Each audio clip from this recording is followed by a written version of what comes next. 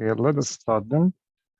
Hello and welcome to the first session of Open Worlds and Universal Design, Geopolitics of the Multiverse, instructed by Keller and Carla Leitão. Across 8 lectures, we're going to...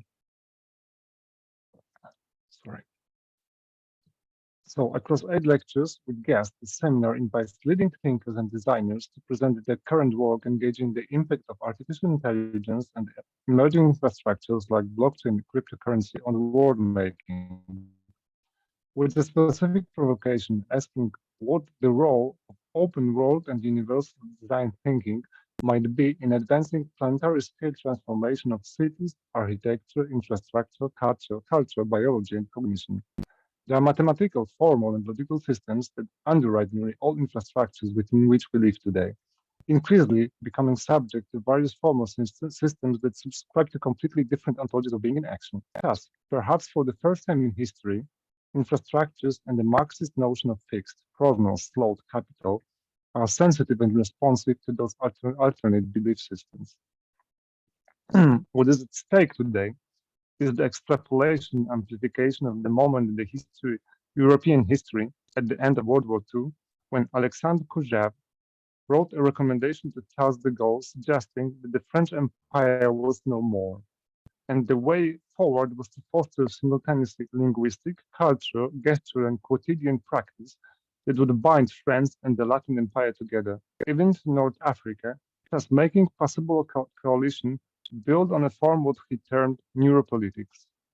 We can ask to what degree neuropolitics might be part of a structural feeling, according to Raymond Williams, that would bring a people, a mass, a class or group to awareness, or bring them to a fewer dream where, to paraphrase Joseph Goebbels' words, they knew the words of the song in their dreams without knowing how they knew it, or even without knowing that they knew it. Psychologically oriented neuropolitics has precisely transformed the game of designing planetary infrastructure and systems. But instead of relying on low-resolution models and the pre-existing knowledge of how neurocapture operates, the new companies, sensors, algorithms have microsecond planned engagements in fine detail with hundreds of millions of pulsing entities consisting of humans and non-human nodes. This seminar will take up these themes in the context of the guest's work to speculate on tactics and strategies to imagine near and mid-term design outcomes. Guests recruited for this seminar so far are Marcus Novak, Etienne Blazetti and Daniel Williams, Livia Calipoliti, and Julian Fondal. Let me introduce our instructors. The seminar is instructed by Carla Leitão and Keller. Carla Leitão is an architect, professor, and writer. She's an assistant professor at the Rensselaer Polytechnic Institute School of Architecture, whence since 2010, Leitão's studios and seminars have explored the intersection of architecture, urban systems, technology, ubiquitous cultures, and immersive virtual reality, and Rensselaer Polytechnic Institute's CRAVE Lab. Ed Keller is a designer, professor, writer, and musician, and with Carla Leitão, a co-founder of SpecEye and Om Studio, focused on design, research, and architecture. The work has been widely published and exhibited, including in group shows at the Venice Architecture Biennale in 2018 and 2021. Ed has taught architecture, film, technology since 1996. His research and practice explores the structure of feeling, which link cultural, infrastructural, ecological, and technosocial systems, revealing emergent terrestrial and cosmopolitical potential. Ed is affiliate researcher as Antique Terra, program led by Benjamin Bratton. As guitarist, improviser, and composer, he has released 9 solo guitars recordings since 2018. With Carla Leitão, Ed co-directs the Post-Planetary Universal Design Program at the New Center. And let me also introduce our today's guest lecturer, Marcus Novak. Marcus Novak is visiting professor at the Department of Architecture and Urban Design at UCLA. He's a trans architect, an architect, artist, composer, and theorist who employs algorithmic techniques to design actual, virtual, and hybrid intelligent environments. Seeking to expand the definition of architecture to include electronic space, he originated the concept of the liquid architectures in cyberspace and the study of a dematerialized architecture for the new virtual public domain. He's founding director of the Laboratory for Immersive Virtual Environments and the Advanced Design Research Program at School of Architecture at the University of Texas at Austin. His writings have appeared in numerous books and journals and have been translated into several languages. Interviews and documentaries on his work have appeared in several countries on CNN, PBS, BBC, NHK, on television and radio. He lectures and exhibits internationally. Let me now pass the mic to Ed to introduce maybe further the seminar. Well, Paolo, that was thanks very much. That was already a good overview for what we're attempting to take on with this series of invited guest lectures. You know, what we're especially interested in, I'll return to a line that you brought up in the seminar brief. We're interested in presenting a provocation about what open worlds and universal design might do for advancing planetary scale transformations today, whether in cities, architecture, infrastructure, biology, and especially cognition, because we understand that the building of artificial intelligence and synthetic minds is at the core of everything that we're going to be experiencing and designing in the coming decades. So we've reached out to a number of colleagues who we feel over the years have been taking this on rigorously and consistently and with incredible spirit, critical spirit, optimism of the will, if you will. And so I'm just absolutely delighted that Marcos has decided to join us today and that we have some of the wonderful people joining us over the coming weeks. I don't really want to say much more other than to hand it over to Marcos and say once again, thank you. It's really wonderful to see you. Carla can't join us today, so she extends her greetings to everyone.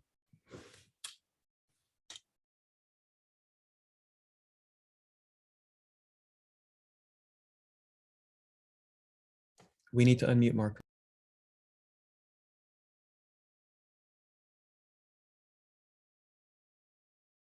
Oh, so thank you. It's really good to be here. It's fascinating. I'm looking around many screens because I'm trying to coordinate a whole bunch of things.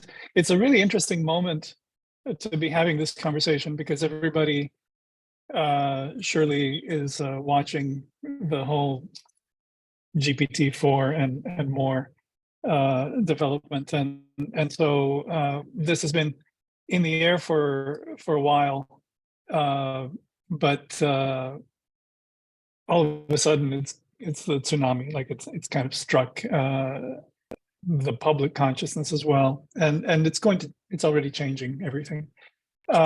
So it'll be interesting to try to weave a series of bits and pieces together into a fabric. I did send out some, not very much, some text and things to Ed. Did those circulate to our participants and audience? They did. They went out. Yeah. So they go back a certain way, and they establish a kind of pre-history to all this. Knowing how these things go, let me start with some pretty. I can share screen, I presume. Am I set? Yes, I can. Yeah. Yeah. So let me just start with some pretty pictures, and then we'll navigate to other things. So there, that should be bigger. A second. Let's get this. There we go. Yeah. Okay. So share. So this is a. I'm going to be putting together the things that I'll talk about from various recent efforts and presentations that contextualize my comments and eventually bring them to the present. But just in November, I was at the University of Tokyo, in all of these places, the Faculty of Engineering and Architectural Informatics, and I entitled that "A Leaf on the Wind of a Dream," and then flipped the thing that I seem to be most known about, something called liquid architectures in cyberspace, into latent architectures in liquid space. And then the subtitle had to do with architecture and its mission once you get to AI, machine learning, and XR. And of course, the background is generated by this kind of process. I mean, the sort of synthetic processes of mid-journey and prompt engineering-based architectural provocations. And this particular one was interesting because I was drawing upon the things that we do as architects when we have a kind of self-conscious formal discipline of architecture, as opposed to a kind of pragmatic, more, let's say, real estate version of what architecture may be. And so this starts from a very far away place. And once I say it, you'll see that the formal principle is a dragon. And the architecture is evolved by sort of teasing that into the spatial proposition. Let's see, hello? So let me just back up there. There we go. And that phrase comes out of this little excerpt from my essay from 1991, where I wrote, "Cyberspace stands to thought as flight stands to crawling. Cyberspace is poetry inhabited, and to navigate through it is to become a leaf on the wind of a dream." And that sounded poetic. It mentioned poetry explicit, and it was intended to be. And it's become memorable and quoted and so on. But what was missed at the time, and still, was that actually that business of a leaf on the wind of a dream was explicitly mentioned in the context of moving through a data space and falling through it as a leaf on the wind, and that falling, that sort of quasi-stochastic movement of the leaf in this wind of data would be the thing that produced the liquid architectures. Well, at that time, that was a way of expressing, what was to come, which now has a name, which is that we're moving through the latent space of neural nets and databases compressed into a kind of n-dimensional continuum through which every perturbation produces something. And because they're clustered in certain ways, they seem to us to be legible. This story goes back to various pieces that people have recognized for a long time, and then it produces propositions which, of course, are impossible in a literal sense. But then even the impossibility of the literal sense is negated, because we can actually go there in various ways. And just as we're all together right now over Zoom, we're actually interacting in fantastical spaces that nonetheless are available. We can do things in space that and some of them, as you can see, it can be more realistic, and some of them can be less so. But they eventually and quickly, as I'm sure everyone here knows, they become quite useful as propositions that could be realized, and then as propositions that have a different dimension, which is more qualitative than intended ever to be fabricated. They become more like flavors, and some of them here are more playful and fantastical than others.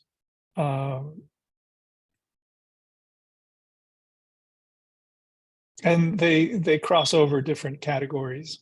This one, for example, was prompted by Max Ernst's beautiful painting, Europe After the Rain 2, which is a kind of post-apocalyptic Europe after the war.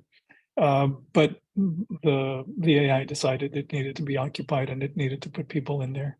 And that's what it thought they should look like. And then, visions of furious urbanism, and then pushed, to where, well, you might have been able to do some of the previous things, but this might not be literally available until you extend it to XR, and the virtual and the actual begin to overlap in all sorts of different ways.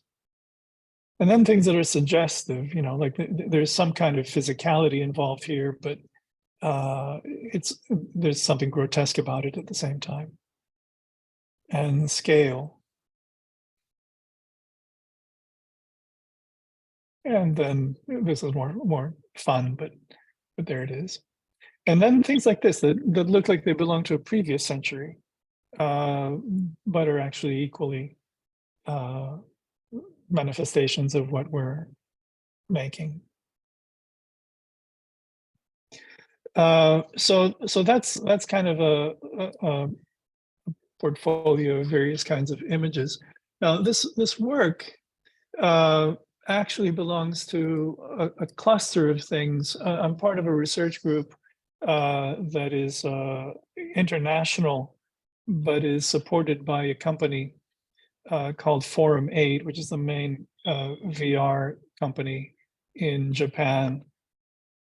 And they have us meet, and we have various kinds of festivals. We meet twice a year. We do various kinds of things. And in that context, because they make software that has to do with urban simulations, let's say you can model a portion of Tokyo and the traffic system in great detail and all the streetlights, and you can give this to Toyota or Mercedes, and they can simulate different kinds of urban things. And so there have been various kinds of interests that recognize that everybody's first robot will probably be a car, and the car will also be a theater and a display and a kind of environment. And in the process of this research, another kind of thread has come up that I've been calling selective reality substitution, and that AI and machine learning will allow us to create these, what I'm calling reverse stereoscopic generative cities. This research began quite a while back under something called media field navigation, which I imagined is what we're all doing. Basically, when you walk around with your smartphone, you're navigating through an electromagnetic field, which is actually what is communicating with all the other devices. And that becomes an interesting reality that is now vernacular. It's commonplace, but its implications are still being worked out as to what they mean for us as architects. So this line proceeded from things like this, like, well, we have noise canceling headphones for noise. Why wouldn't we have noise canceling environments for visual noise or spatial noise when we're actually doing this? And this is a Mercedes, I believe, where all the interior is basically a display, and of course it's autonomous. So what happens then? There are already, as early as 2018, Apple was patenting ways in which you could be in the car with a VR controller and a head-mounted display and everything in such a way that you would be driving through a landscape, and the landscape would be replaced by whatever else you wanted to replace. They were doing it in 2018.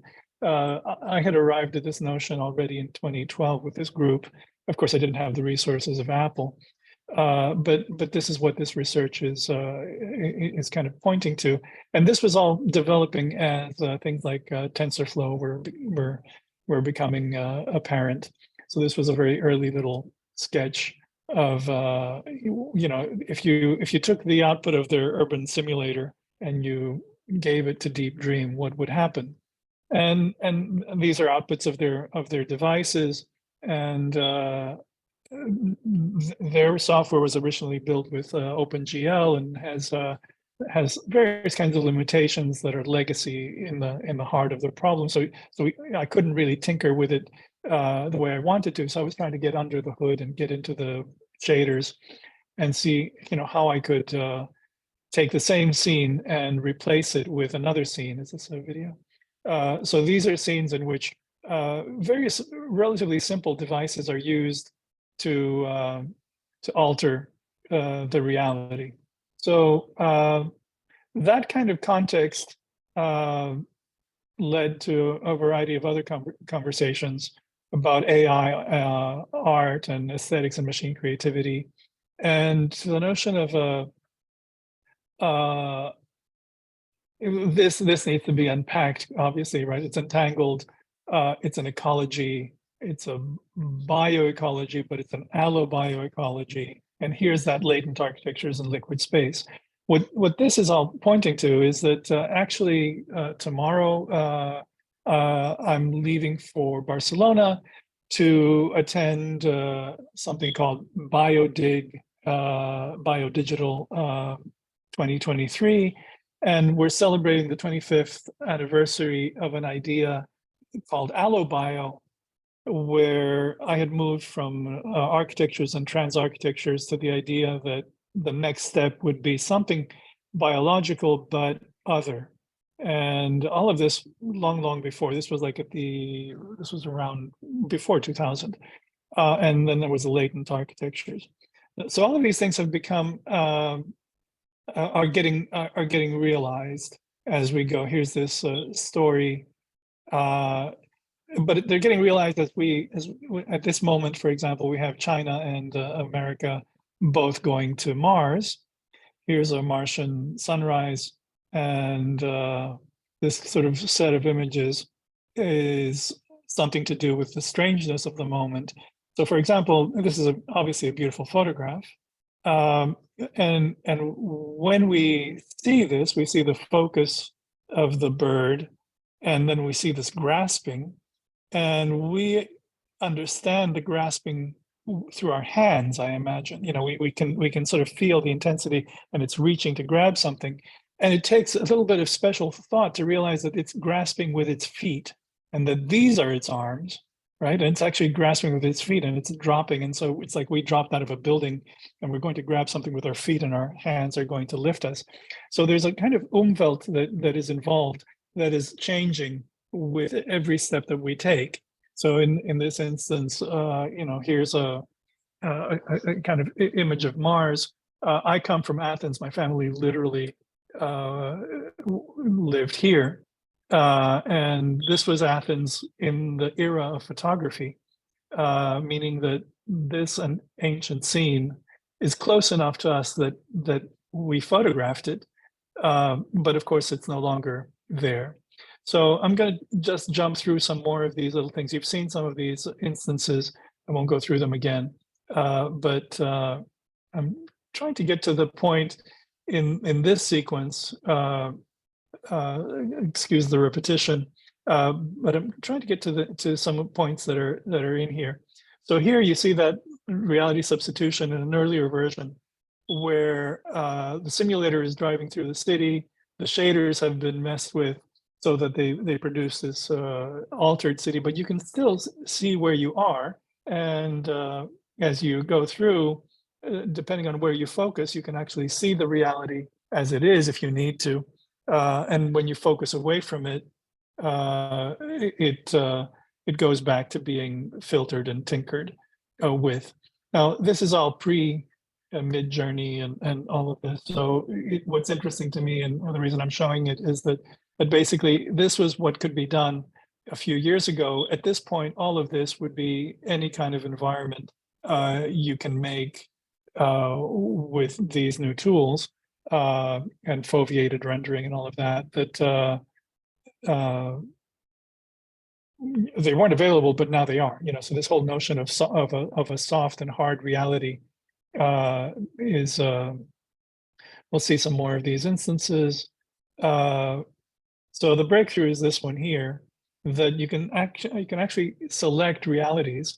You can select levels of details in computer graphics, but you can select levels of reality that makes a distinction between what portion of reality should be hard and what portion of it should be soft, and what portion should be the reality that some person, some actor needs to know, and what some other actor doesn't need to know.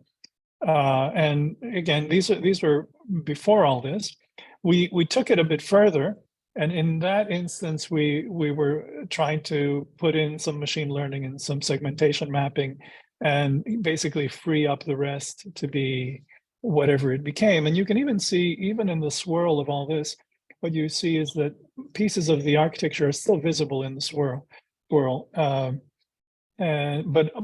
whenever you look, unfortunately this isn't a video. I have a video, but it's on a different machine. As you look around, wherever you look, you'll actually be able to see what is real and whatever has been understood, and the rest of it will turn into the fantastical.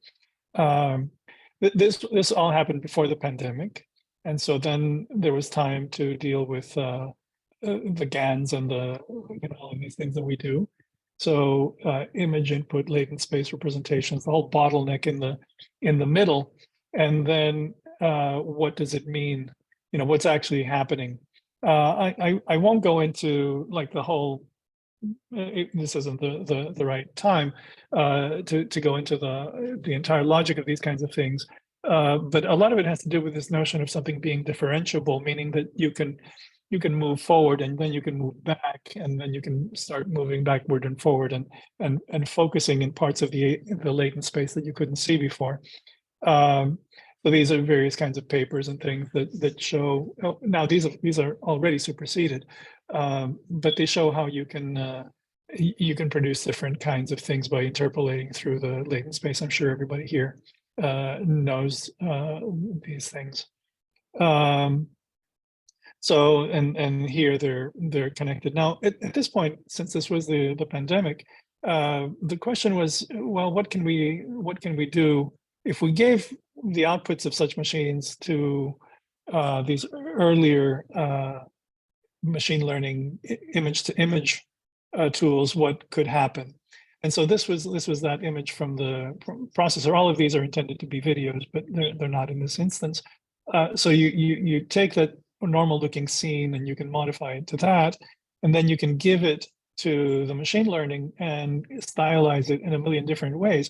What's curious about this is that for all the variation, the brain doesn't actually lose track of where it is. The sense of the city and the space remains, even though now you're navigating through what looks more like a painting. And I don't think any of these are video. Oh, these are more images, yeah. So all of this is actually really curious.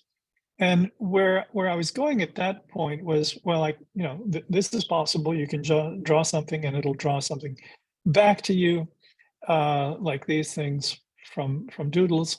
Again, all of this has been already advanced. But finally, you arrive at the possibility of, well, what if I did this in stereo? And so now these are segmentation maps of a scene. They are stereo. If you can do the trick with your eyes, you can see them in stereo even now. But what happens is that you take that and you give it to the machine learning, and it gives you this. And then if you train your eyes on this, you'll see that this is properly 3D. You can actually navigate through this, and you can navigate through that, and you can navigate through that. And even when you just push it to the limit, it actually retains its consistency. So here's a scene from Tokyo, and there's that scene modified. There's another one modified, and modified extremely with different style GANs, and then in stereo. And curiously, these still make sense in stereo, which is a really interesting proposition if you connect it with autonomous vehicles and going places and what you perceive yourself to be going through. And so these are more of these things that we can see. Ed, can you? I'm not looking at how much time I have, so if you keep me focused, that would I help. think we're good. Yeah, thanks. Okay. So then, the way we do things, we try to take big ideas and try to carry them out and implement them. And so this is showing some of the encoding and decoding process that goes into how you do this. You have to linearize something, give it to the neural net, and the neural net will then do something, and then you have to restore it to what you need. And these are, again, these are older things which are very simple, but you can quite quickly tease them into propositions that you would recognize. This is called Himmelblau, of course, but you can bring them to the languages that we can build and that we know if we're talking about the built environment per se. Of course, what I'm saying is that the built environment and virtual environment and machine learning environment, all of these things are actually going to have already collided. I mean, you can't even say it in the future anymore because it's already happening. So again, this is still pre-GPT, certainly pre-GPT-4, but even pre-Chat GPT and that kind of breakthrough. But there was a question in this context of is AR to challenge to human creativity and aesthetics and machine creativity and ethics, and these are various bits and pieces. There's that thing. So here, this was Patrick actually Schumacher, eventually sort of long overdue, but welcome in this pandemic period, finally coming around to realizing that cyberspace was actually going to be a part of the future of even a big architectural firm with international output. So here's this thing. Now here, I'm going a bit too fast. Liquid architectures in latent space. I'm going a bit too fast here. I read this before, but let's revisit it. Cyberspace is poetry inhabited, and to navigate through it is to become a leaf on the wind of a dream. That was the original thing that kind of got absorbed and responded to. And then the other formulation is liquid architectures in latent space, and eventually latent architectures in liquid space. So latent space, that is modified as latent space is poetry inhabited, and to navigate through it is to become a leaf on the wind of a dream. So now this is actually explicitly speaking to the neural net reality we're arriving at. In the context of this conversation, I think everyone has probably heard of the Go game that was won by the AI, and the move that was supposedly creative, where the AI beat the champion. But what is not emphasized, and what I am emphasizing, is that in game 4 on move 78, Lisa Dahl actually beat the computer.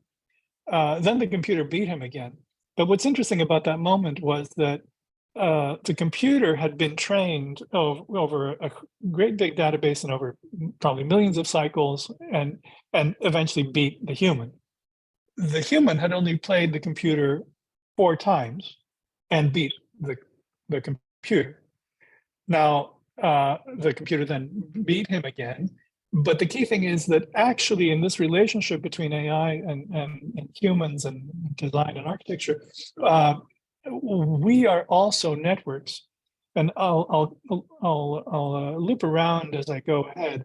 But basically, the large language models that we're seeing right now are surprisingly successful in predicting what to say and how to react to us, having been trained on the sum of text on the internet.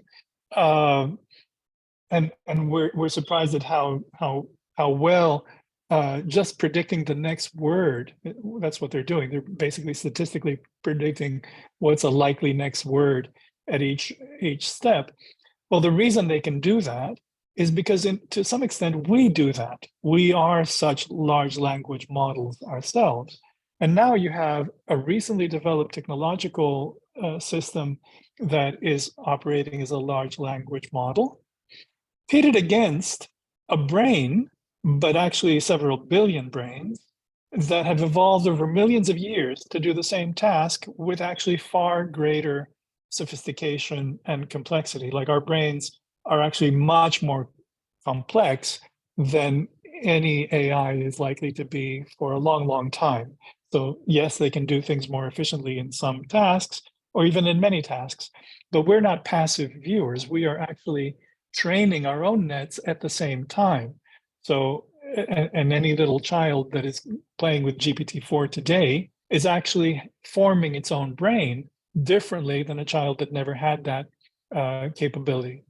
So part of this here now is kind of looping around to another notion, and I'm going to weave a bit more as I go ahead.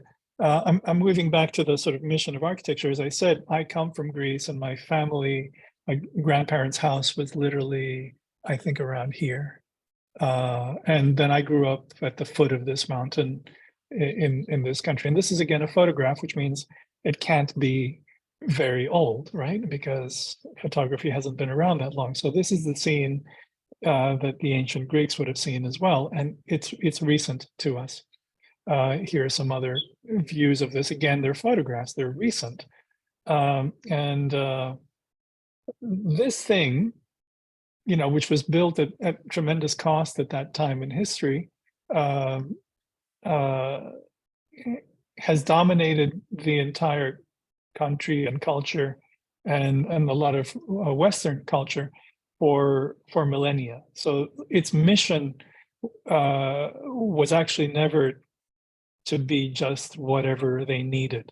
It was actually, if you actually seriously think why a culture would spend something like 60% of their entire military budget, imagine if we did that, on a single building, it's obviously a means of communication. Basically, things like this, and architecture more generally, is a way of a culture to communicate with its future. It's a way of it telling to its future generations, here's what we think is valuable, here's what we think is excellent, here's what we think is civilized. We've left you an example. It's not in text, it's in form. Read it, learn from it, become it if you can. And to some extent, it has served that purpose still. Everybody in the world knows it.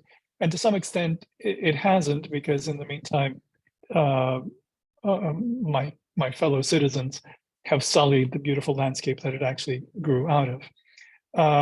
So here's a kind of notion here that is pretty important in a school of architecture, that when you start, you want to design a house, maybe your house, maybe maybe your mother's house or something, your family's house or something.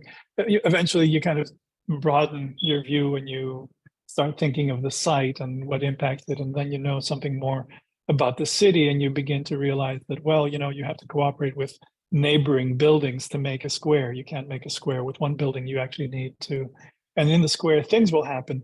But over time, I think what happens if you're thinking of architecture in a kind of, not as a profession, but as a discipline and as a kind of human endeavor, you realize that what architects actually have been doing forever have been, and I don't mean this as an imposition, I mean it more as an encouragement, but basically designing citizens. The output of architecture is a kind of citizen in a city, and through that, then the mission of architecture is to speak to the future. And so when you start bringing these things together, you begin to wonder what is the situation when we arrive at the conditions we're under. Something similar can be said of art. So initially, an artist may be interested in their own drawing or painting or sculpture. Eventually, they become aware of a kind of situation. Eventually, they realize, so they shed light on a human situation, let's say. Eventually, you realize, maybe, I would say that to the extent that I'm an artist, I'm interested, I'm interested in the object for sure, but really the art is successful if it actually changes the mind of the viewer, if it actually alters the expectation of the viewer, and the viewer leaves the encounter with the art with an insight that the artist that the viewer didn't have before, and that in any case, an artwork in this sense becomes an exemplar. It's not just an example; it's a high example of some such production of insight. And so we keep on coming back to Marcel Duchamp, not so much for the object, but maybe for the situation of the art world, but maybe for the insight, but maybe eventually for this ability of a person to kind of pinpoint something that eventually resonates for decades. So when you get to AI in art and architecture, you can put AI in front of each of these steps, and you can wonder, well, what would be an AI object, an AI situation, an AI insight, an AI exemplar? And now you're getting to the point of these kinds of switches that I've been playing with liquid arts and latent spaces, and latent arts in liquid space. The liquid space and the liquid architectures, I should say, from the beginning had to do with a condition you encounter in physics of light being both wave and particle, but also in DNA, in the brain. There are many, eventually countless instances in which you need a balance of the stable and the variable, the rigid and the fluid, and that in previous times they were kept separate.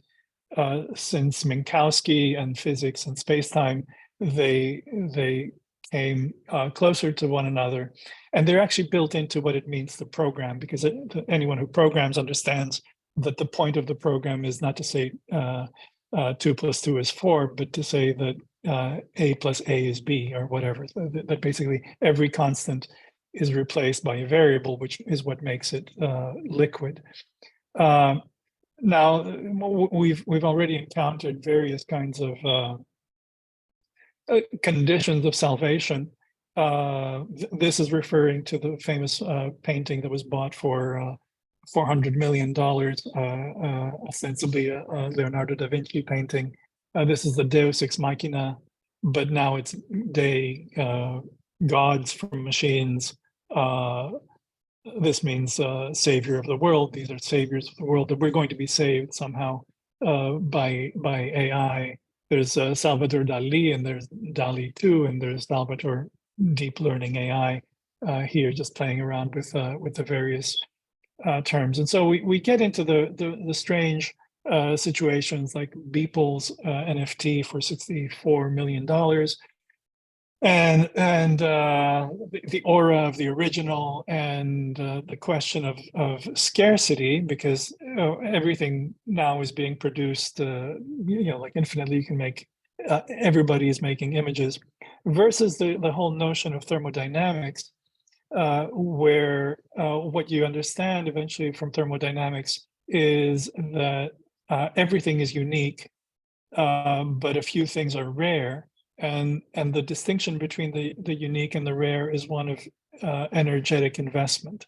That basically the world is tending toward a kind of thermal equilibrium, and everything that is alive or beautiful or architectural or literary or anything you want to say will require an investment of energy to assemble its unlikelihood, and then more energy to maintain its unlikelihood. And so I think eventually we have to come to grips with entropy and thermodynamics in a kind of serious way of what it means, and how it is that we can produce the rare in a condition and with technologies that will produce an incredible amount of the unique, and in that sense actually raise the noise floor. So the need to discern becomes higher and higher. So then the question of the objectively rare is a challenge, and then the objectively rare that can communicate with the future is going to be important. Here, this little business here is a reference to Stuart Kaufman and the notion of the adjacent possible, which is that everything that develops creates a new niche that can't be pre-computed. just in principle is impossible to pre-compute, in which new possibilities will arise. So we can aim at the rare, but we won't ever really know what will happen. This is a little bit of the probability stuff, and you can see that when you roll, you can get well, most rolls will give you a 6. So there are 7 ways of producing no, there are 6 ways of producing a 7, and only 2 ways of producing a 12 or a 2.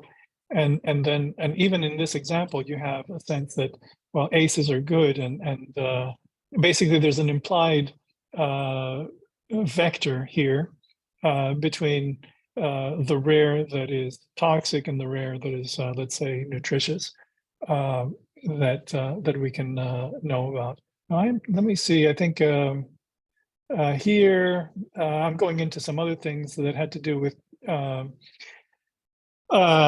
Ulysses. I was invited to propose something for the Venice Biennale last year. It was an honor to be. I was invited to propose something for Greece, which I had already represented at the Venice Biennale in 2000. So it was an honor to be re-invited. In the end, it was given to some other to a friend, so I didn't get it, but I'm going to say a few things about it because it's actually aiming at the year 2122. And here are these strange words. Again, the allotope is a reference to Xenakis and his notion of polytopes, which mix architecture, music, and computation. Allotropic means tending toward the other. The word allo, the prefix allo that repeats is other of another kind. And the idea was that Ulysses, the book Ulysses by James Joyce, was 100 years old last year. It was the centenary of its publication. And the question was, what can we do now that would reward equivalent attention? Like, to read Ulysses, most people don't make it through the book. It's easier to listen to. It's actually quite wonderful. But if you wanted to listen to it, you would have to spend 44 hours in an audiobook. And if you wanted to read it, it might take you years because you would only read it a little at a time. But what can people in 2023, let's say, learn from 100 years ago that they can provide for 100 years from now? So Ulysses was actually it was last year was also the centenary of Xenakis. That's why the allotopes were in there. How can we collaborate with AI to create rare works that can impact centuries? There were some questions that were part of this particular little arc that I'm describing. Is AI art a challenge to human creativity? No. It's just symbiotic, provided that we welcome this otherness. Are there aesthetics to machine creativity?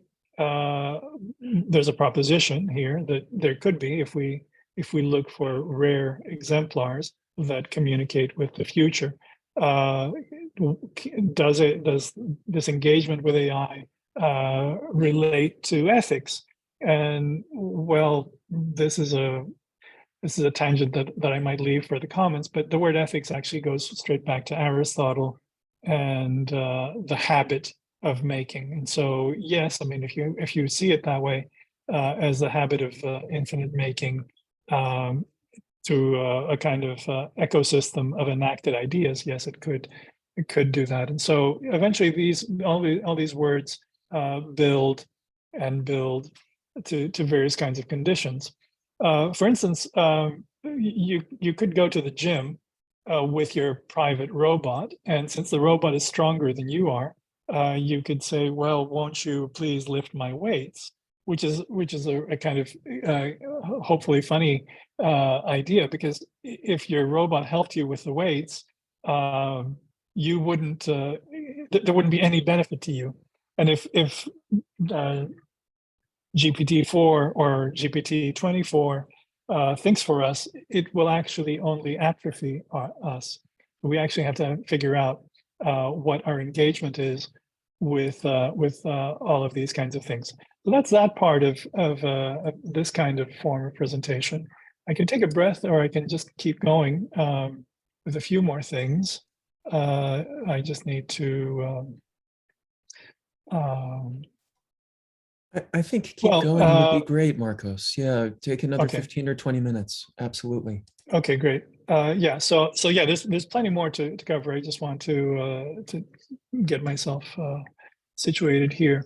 So one of the things, there have been various ways that we've been exploring this. There's a part of it is a book that I've been that I participated in, and now it came out in Italy, and sorry, I just need to get it situated.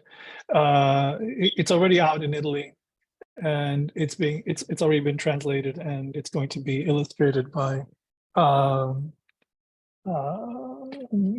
AI.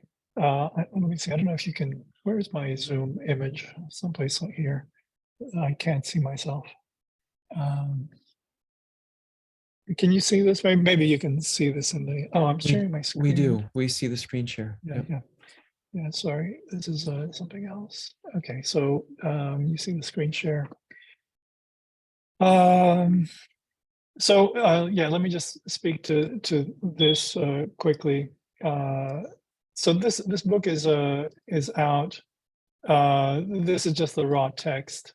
But it was a curious book. It was written by Enzo Calabrese, who asked me to write a preface, and the preface wound up being as long as the text of the book. And so it became, rather than being a preface, it became a preface as interface, where there would be something that he wrote, and then I would comment on it, and then there would be something else, and then I would comment on it. So there are 28 different segments if you expand this to some depth. There are all these different segments from which I've been commenting, so you can recognize some of the pieces. I won't take us through all of them, but there are various kinds of provocations in the book. Like in some part of his text, he writes, we are on the borderline between two realities. One has run out of space and leaves you in trouble with your depression about the dissatisfied urban architecture is unable to resolve the problem of territory that runs out, and she herself devoured. While the other reality offers plenty of space and scenery. A step here, and here we are, a step beyond, and the light goes away. This watershed passage could give a different perception. So this is describing a situation where we're running out of physical space, just as we're enlarging our virtual space in the context of a pandemic, where people are literally locked into, in the lockdown, they're locked into their houses. But the section begins with this, which is, and now, could you live in a basement? Meaning, like, are we actually prepared to abandon actual space and contend with conditions such as those that we encountered in the pandemic? And well, you know, will we fall or will we rise? So anyway, I won't. You know, there's a whole context to all this. One interesting part of this is here, where we were talking about the coronavirus, and I became curious about what corona meant. And now this is a reference to another long thing that I could explain, but it would be too long to explain the whole thing. But eventually it winds up being that Coronis was actually a princess, and the story of the coronavirus is actually interesting. These are notes from an exhibition that built on this and on Chronos and various other things. I can't summarize it enough, but there is this really fascinating portion here. So Coronis 2020 decoded. Coronis, whose name means small crown or coronet, represents an ambitious, over-ambitious, aspiring state. But she's a princess, right? She's a kind of anthropomorphization of a condition in the way that ancient cultures express things. So she's a princess. She's having an affair or relationship with Apollo, who stands for beauty and reason and truth. But she falls in love with the mortal, whose name is Ischis, which, of course, if you don't know Greek, you would miss the joke or the pun. Ischis means power. So the ambitious princess betrays the god for power. And then, of course, that is not, to Apollo's liking. And so she suffers the consequence of hubris in the form of an indiscriminate pandemic. This is actually in the myth itself, right? Before anyone knew about the coronavirus. In the form of an indiscriminate pandemic appearing as the plague arrows of Artemis. Both Apollo and Artemis have bows, and both of them shoot arrows at whoever needs to be disciplined. And the arrows are often the way the ancient culture described a plague. So literally, she annoys beauty, truth, and reason for power. That's hubris. That brings a plague upon her and her state through Artemis, who is the sister of Apollo. She gets turned into a crow, Corvus, or the crow, the messenger, gets blamed. Oh, Corvus is the messenger. Gets blamed and is turned from black to white, literally denigrated and declared fake, but is eventually exonerated and becomes a constellation. While the chastened child of Coronis, which is ambition, and Ischis, is brought under the tutelage of the center, Chiron, the hybrid, the other, the migrant, the compromised, and grows to become Asclepius, the god of medicine. The story is actually like super rich, because if you go through it again, you get this other reading that the Greek word for virus is ios, and ios means both arrow and poison, but also sounds exactly like ios, which means sun. The plague arrows of Artemis are the viruses of Artemis, and the son of Coronis is thus the virus of the hubris of Coronis. To underscore the connection to the arrows, it is necessary to remember that the word toxic comes from the word toxotes, literally meaning archer, from the time when arrows were tipped with poison. Basically, toxic, it would be two words, toxic, poison, and we've only kept the toxic part because the archers shot poison arrows. It's important to recall that the arrows were perhaps the first probabilistic and stochastic weapons, stochos meaning target, and were used as such in great numbers, forming clouds that rained statistical poison. At Thermopylae, as famously recounted by Herodotus, Dienekes is remembered to having retorted. So Dienekes, he was one of the warriors at Thermopylae, was retorted that if the arrows obscured the sun, the Spartans would be happy to fight in the shade. The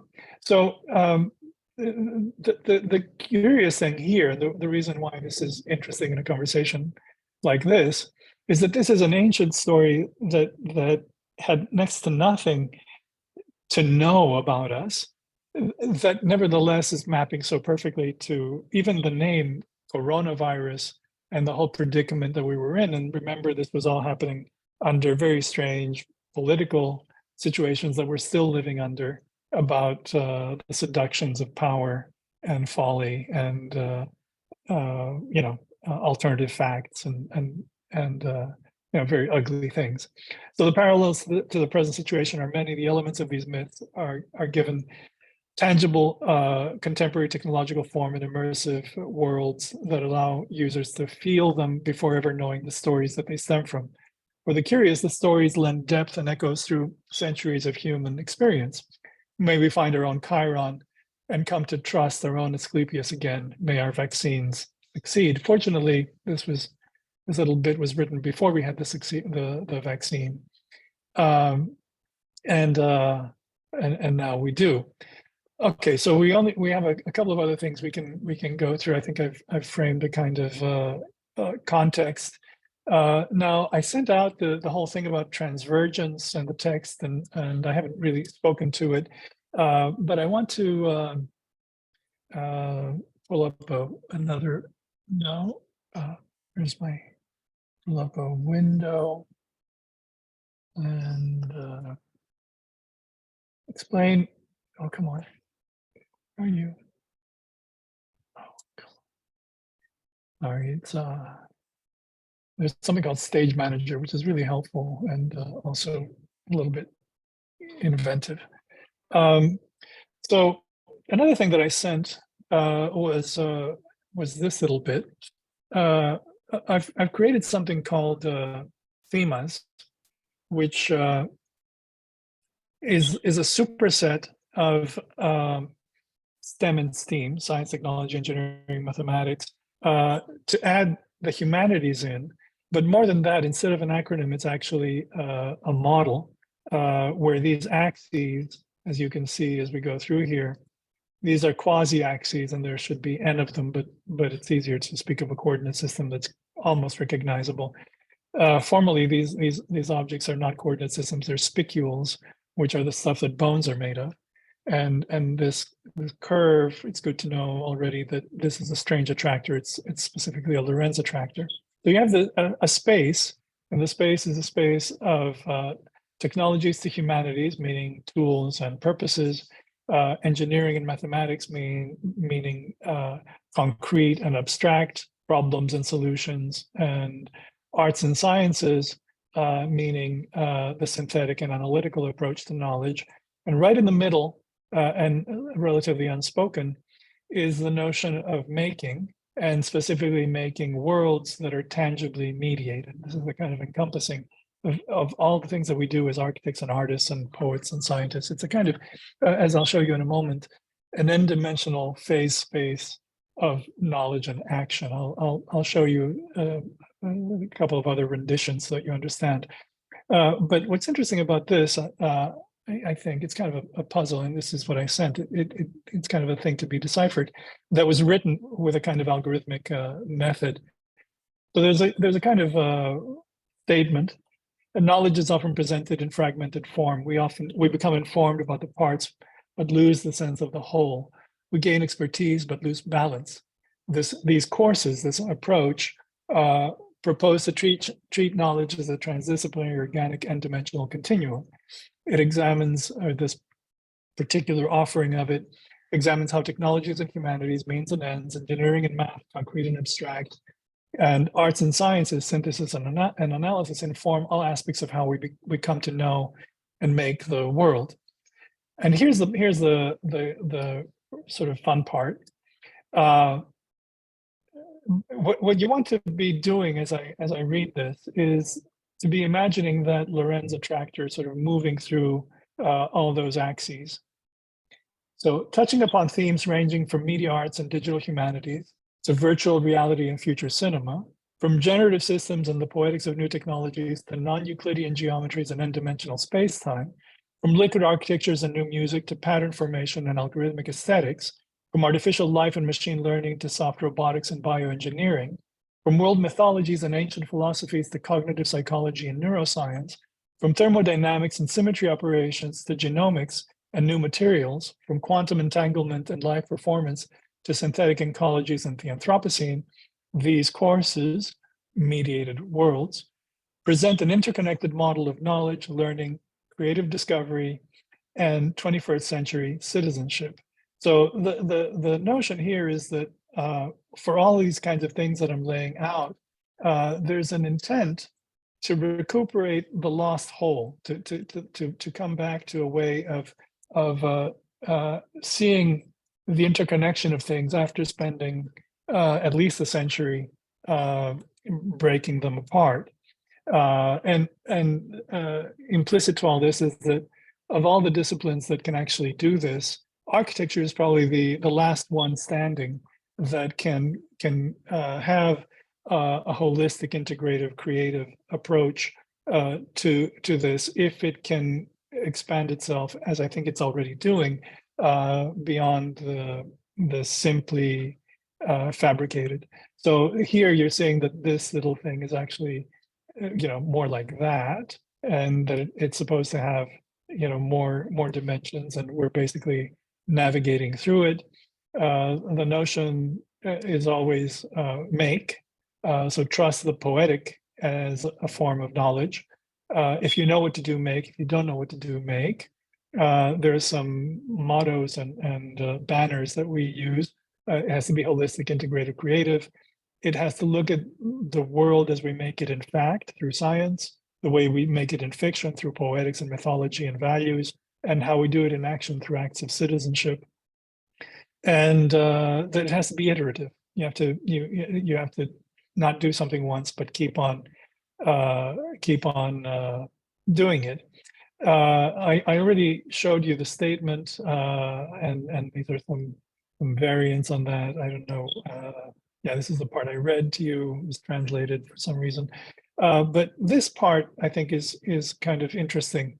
We know of creatures that can see more than we can. And of course, our instruments can see more than we can. And so one thing we can take the opportunity to do is basically teach ourselves at a glance to see more dimensions than we normally do. This is a normal image, and this is a thermal image, and this is an image with some other wavelength filter.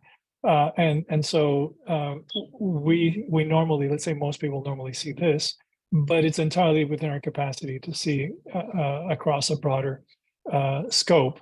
And the scope meaning in the same glance to look at any of these and say, well, what are the technologies in this image? What are the humanities in this image? What's the engineering, and what is the math, and what are the arts and sciences of anything that we see? So we can see 6 or 8 or 100 dimensions at a glance rather than serially. We teach people how to do these things serially. I won't get into the sort of combinatorial mathematics of all this, but the parts can be parsed and combined and made in different ways, and anything that you see can be mapped onto some kind of n-dimensional visualization and can have a signature. And this goes on for a long time. I won't go through all this and just show you that these things exist. So for example, these are various artifacts from different ages. What are the technologies, humanities, engineering, mathematics, art, sciences, and making processes of each of them? When I encounter not only students, but also faculty and other people, we seem to have forgotten the roots of things and even the trunk of things, and we seem to be only focusing on the leaves, and that would get us to some other thing. So one kind of artifact is, let's see if I have a ben. Well, yeah. So a ben is the gold tip of a pyramid from a million years ago, and it had on it all sorts of meanings and inscriptions and so on. And you can actually go through it and figure out what was its epistemological cosmogenesis. What are each of these aspects related to it? What kinds of problem solving and problem seeking might have it contained? You can do this with a ben.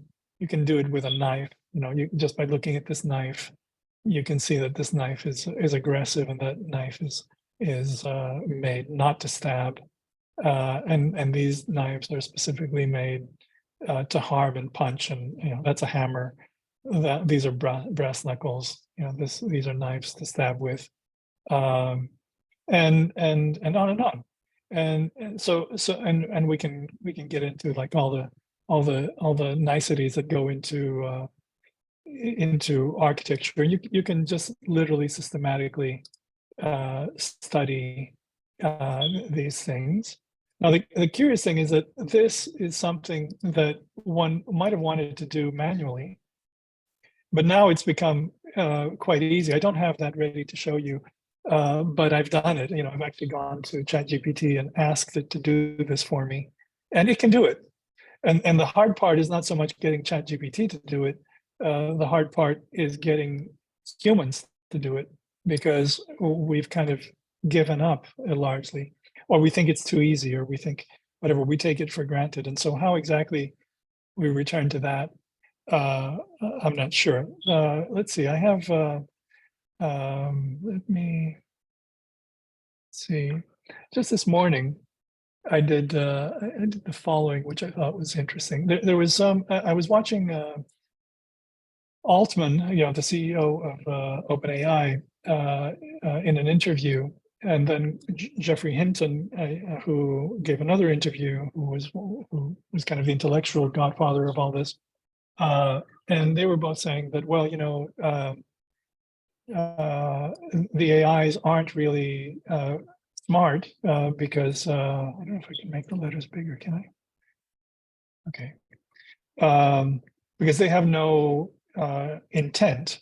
We have intent, and they don't. And so I did a little experiment, trying to see if I could persuade the AI to do something more creative. And so these are some of the prompts.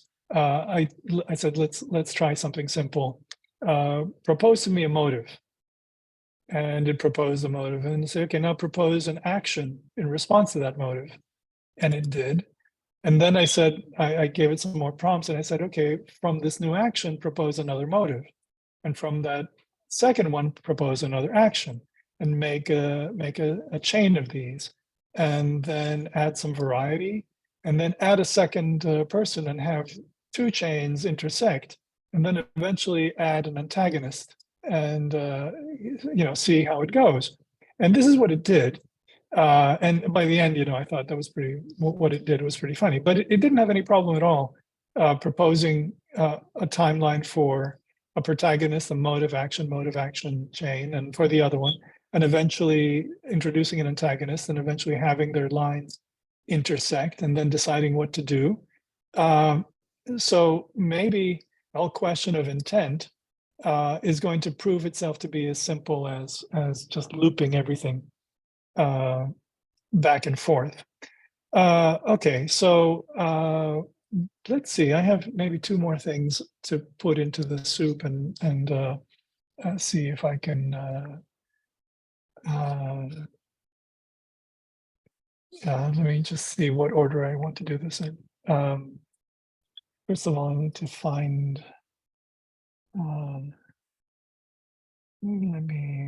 There's something I need to find, which unfortunately is not at my fingertips, but will be. Bring this back. And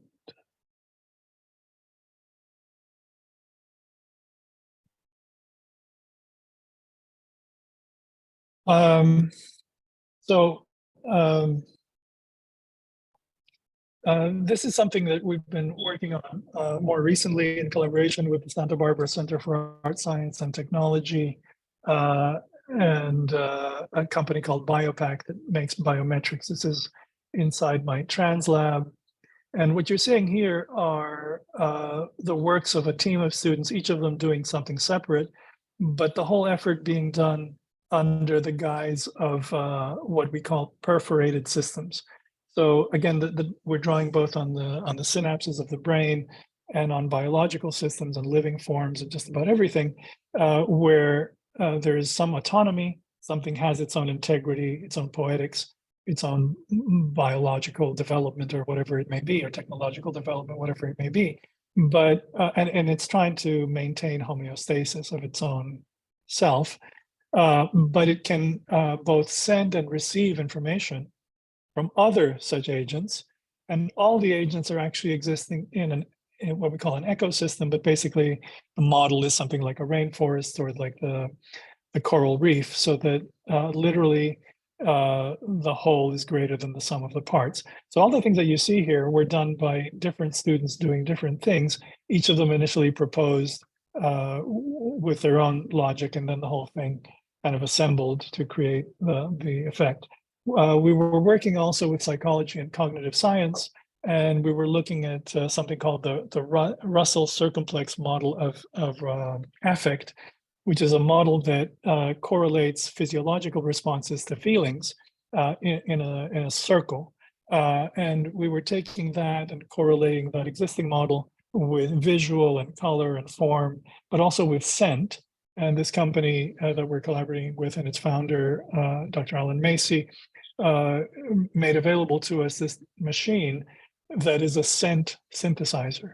So with the data, we did some studies where we studied synthetic scent against affect produced by that scent, and then put it into the sort of compositional effort that was inherently multi and transmodal, with everybody actually being able to go from programming to 2D to 3D to interactivity to whatever they needed to do. Everyone in this sort of group is basically a sort of elective mutant. And so this is a quick little preview of what that looks like in one particular form.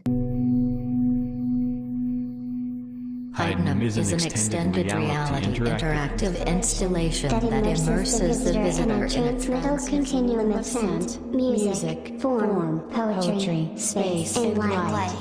That's VR, which is also a part of the system. This data-driven work is based on research connecting virtual and physical elements to emotional effect and cross-sensory stimulus through human biodata.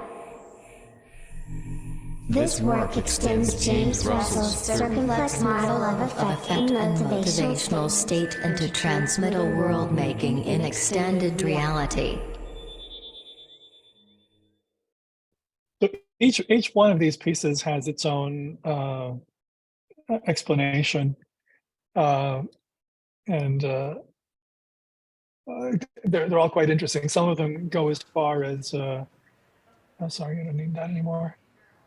Some of them go as far as n-dimensional strange attractors. I showed the attractor in the Femas thing, but that's just a rather simple version. Here I'll just go through some of the still images and some videos. Let me see, some of them are going to play about how this, So that swirl is actually a point cloud that is inherently 9-dimensional, that is also driving the sound. What do you want to hear? I don't give a shit, just fill it. What's that? Oh, that's, sorry, that's, that must be. Where's that coming from? That's interesting. Excuses, that's from the other window. It's pretty funny. All right. So I'll just flash through some of these things. These have to do with facial recognition and surveillance, and the tools on the Facebook Labs site. So this is a 3D printed mask that is inherently supposed to be not recognizable by film, by surveillance. That was one of the projects that we did. Here we're engaging things like projection mapping, but you're seeing AI generated things, formal ideas about music and intervals and so on, all sorts of generative things, algorithmically, like formally generative. On the ground, you'll eventually see algorithmic poetry.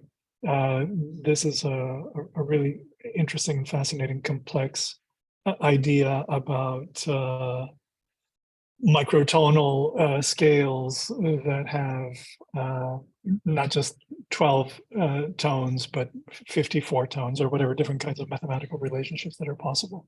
Here, that point cloud is shown in stereo. Eventually, we'll see it somewhere as a 3D printed form. There it is in a small form. But basically, the idea is to encourage everyone to move across dimensions. And this one is static. Let's see. Let's find one that is actually. Let me see. We'll. Yeah, this is a good one.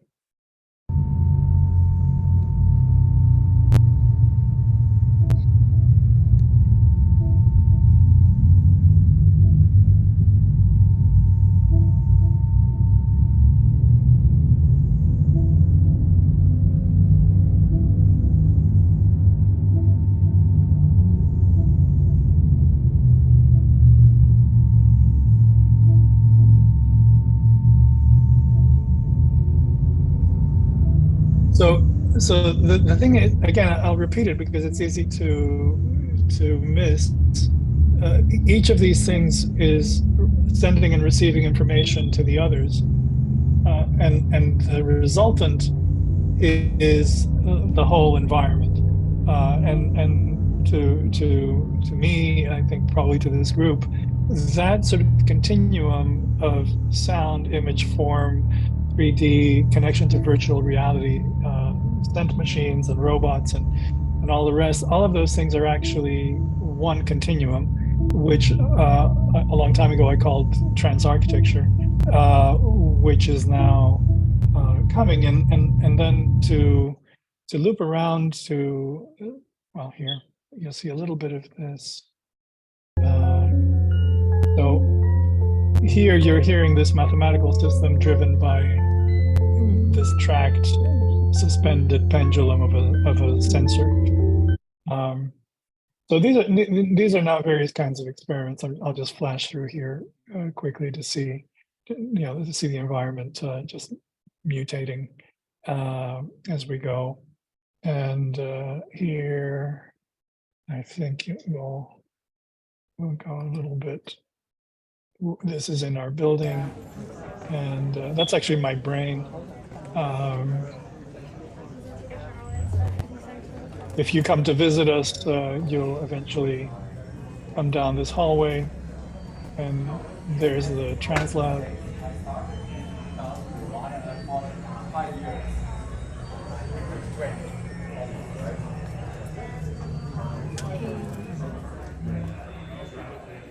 And yeah, this is this kind of composite madness forest jungle.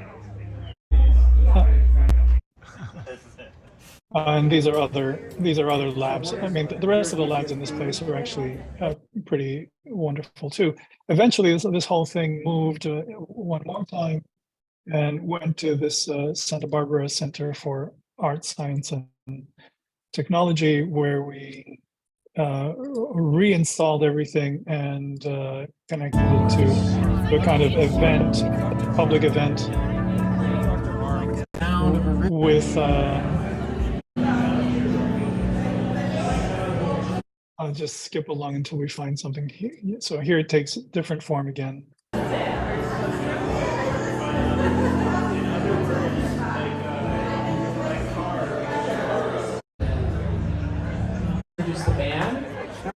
I'm trying to not show you everything. I'm just trying to find some highlights that that might be more spectacular.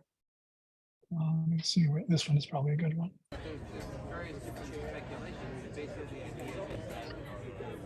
And of course, we know these things from all over the world. So now, just to kind of loop to an ending, these things are coming together in yet another form. I need to close this. This is where I was in another Zoom before this one. Let me find it.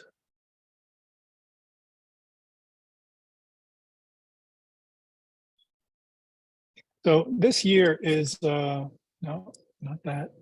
This year is the 50th anniversary of the biggest conference on computer graphics called Siggraph.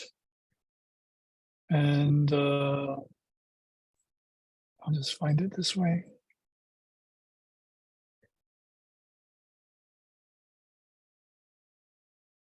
So one thing that's been proposed for Siggraph is this 130-foot long tunnel that is going to showcase the 50-year archive of Siggraph, and we've called it a synaptic time tunnel. So we're taking all these ideas that we're showing you. This is in August, so these are just studies along the way.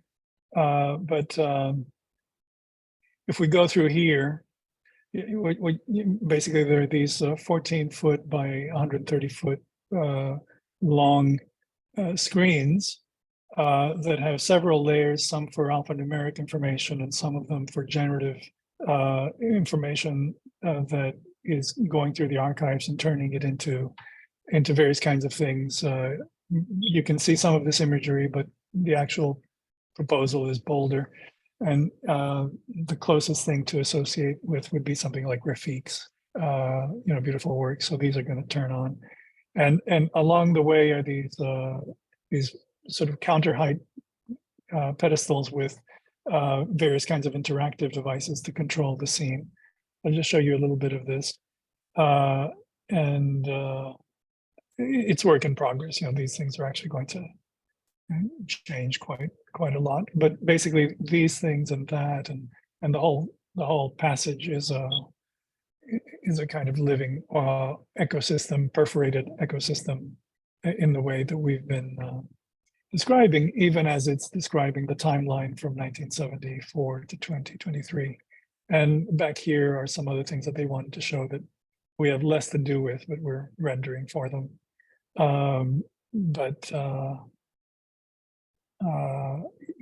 About the history of the place. And if we turn around, there we are again.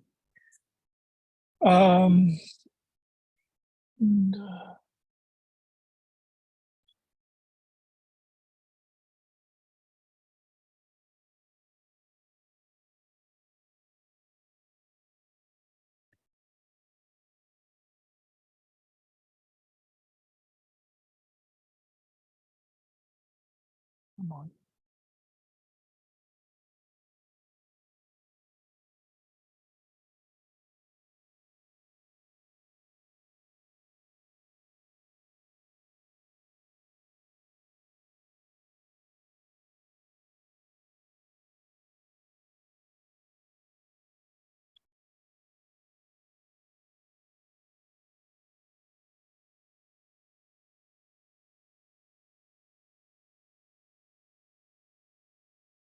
Come on, where are you?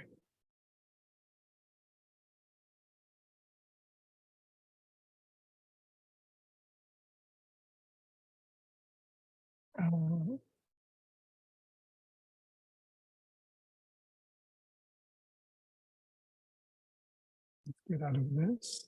All right, juggling of things.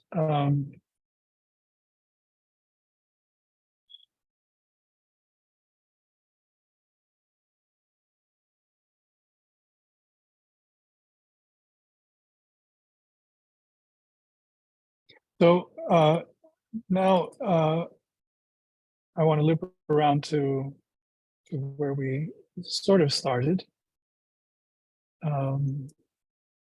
Need this.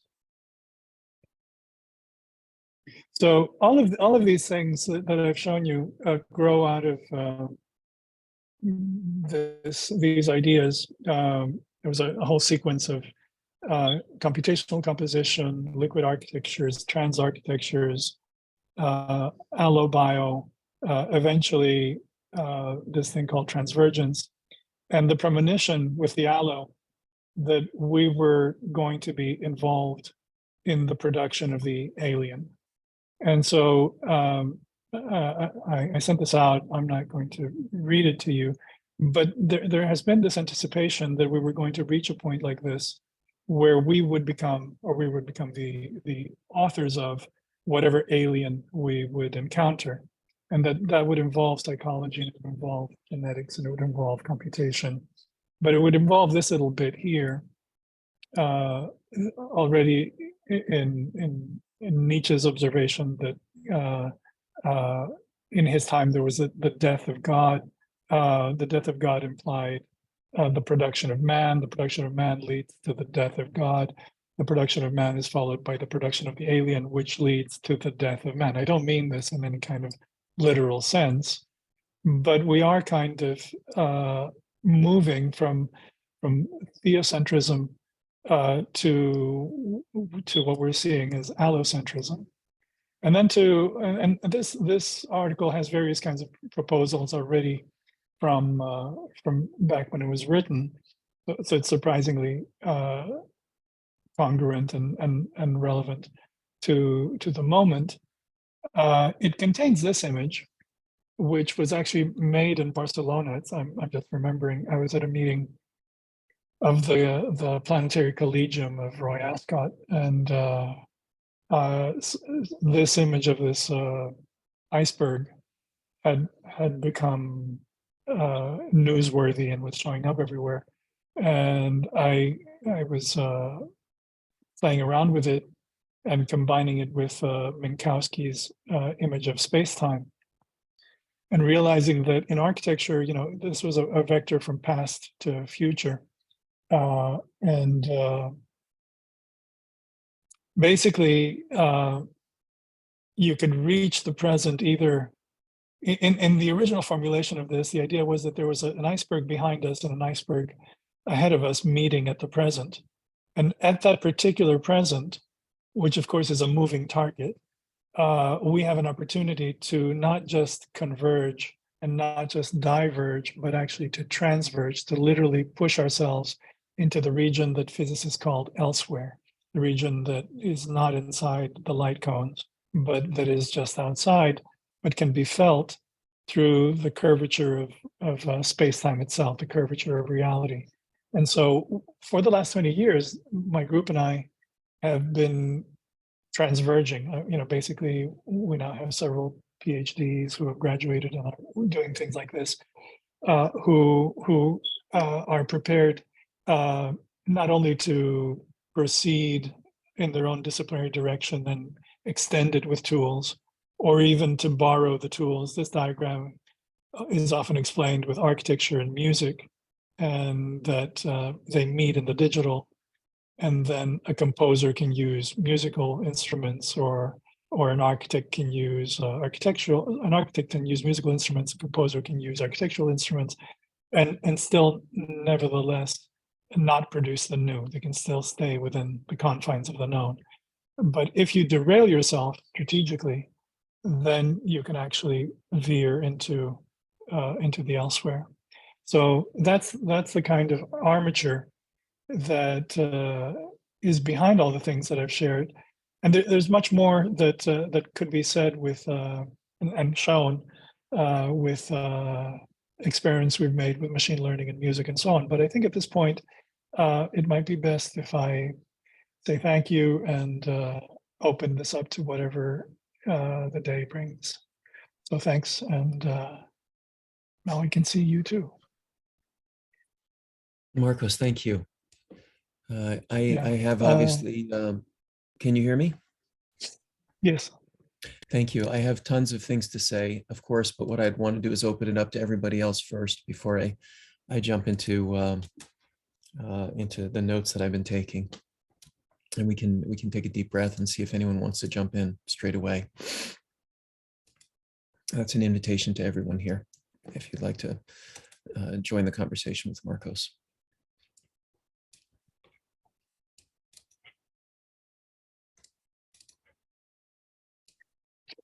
It was quite a span, I know. So yeah, I understand it's like but the nice thing is that you can enter anywhere.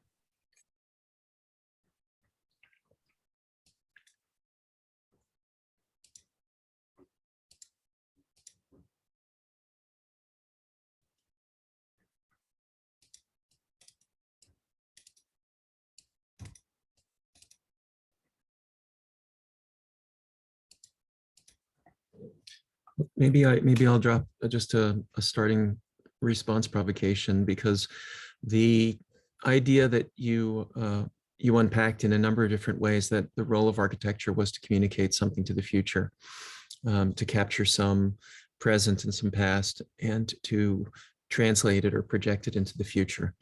The designing of citizens, which is the designing of awareness and designing of agency. It struck me that in the transvergence and the light cone diagram that you showed at the very end, essentially what you were starting to say is all of this work sits in a place which drives towards the production of that which is outside the given destiny.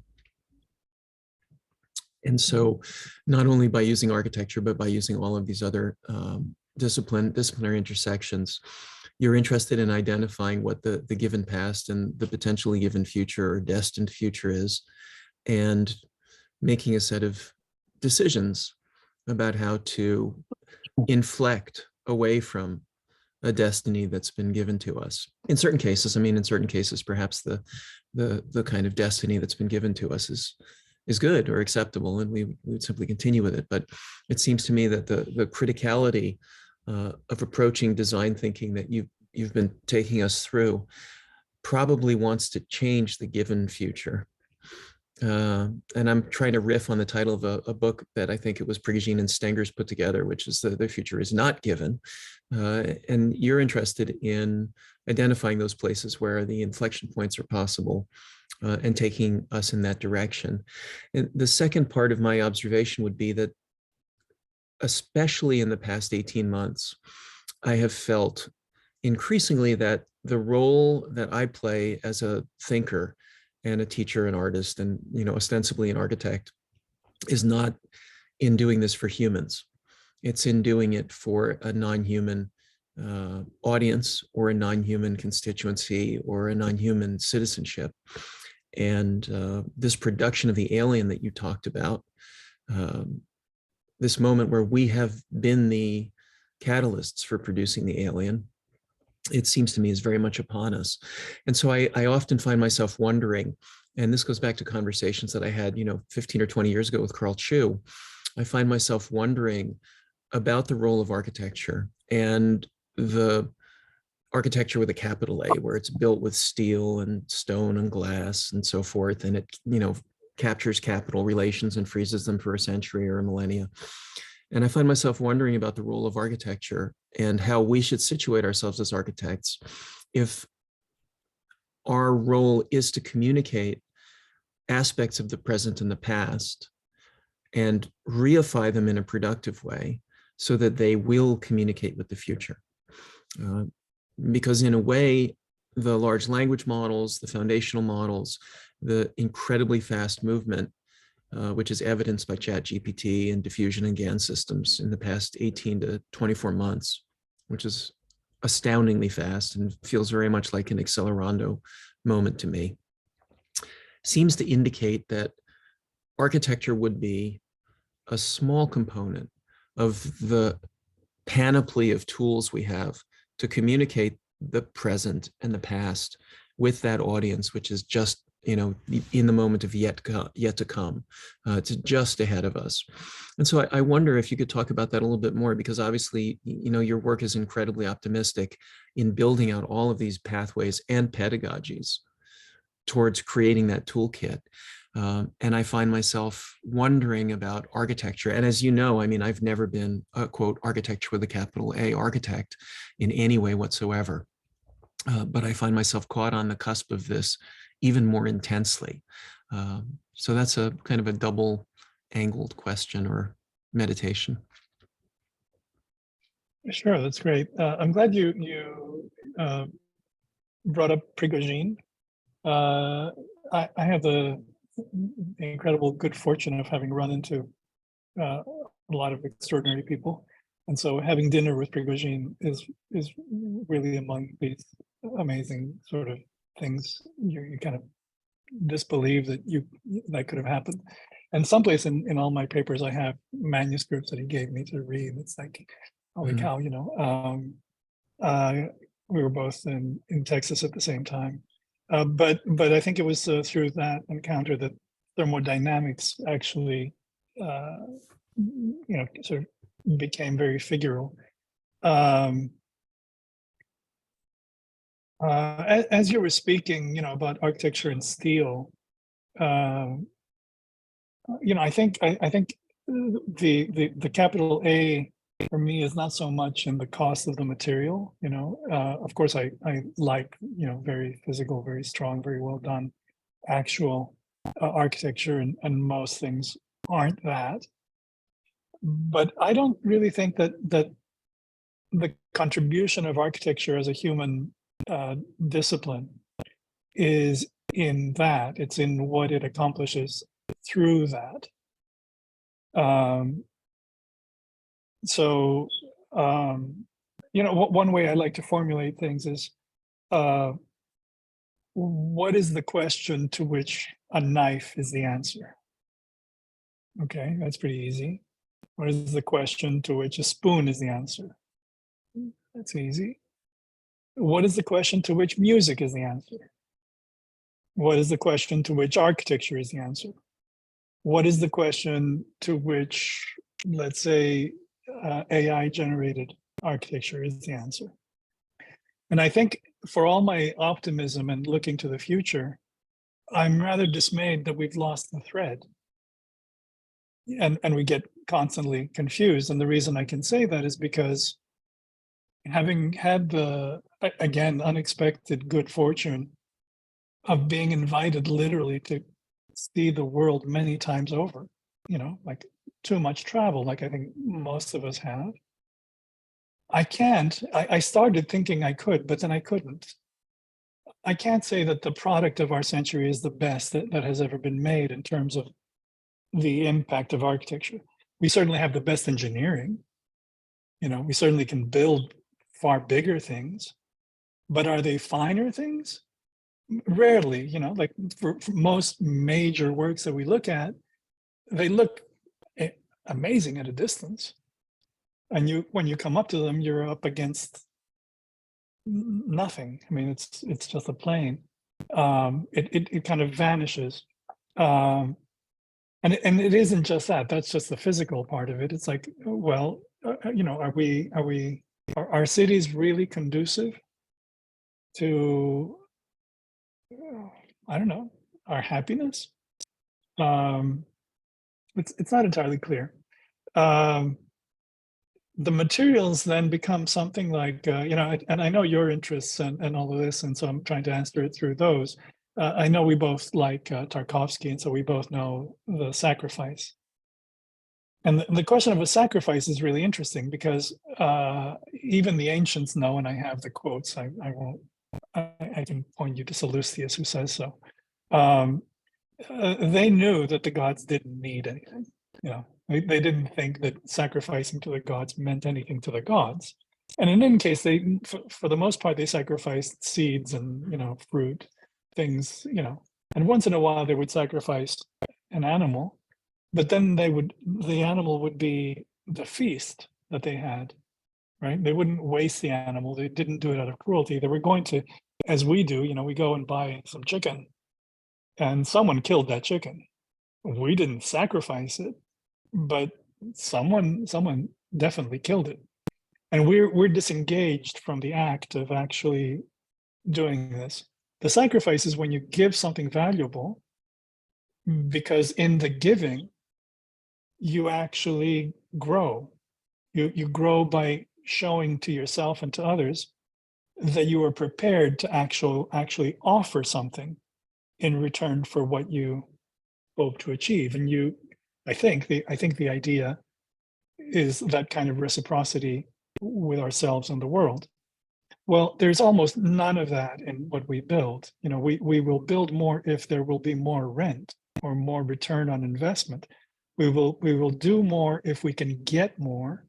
We won't do more because it's better for us, whatever that may mean. We won't, like in this country, it's really weird.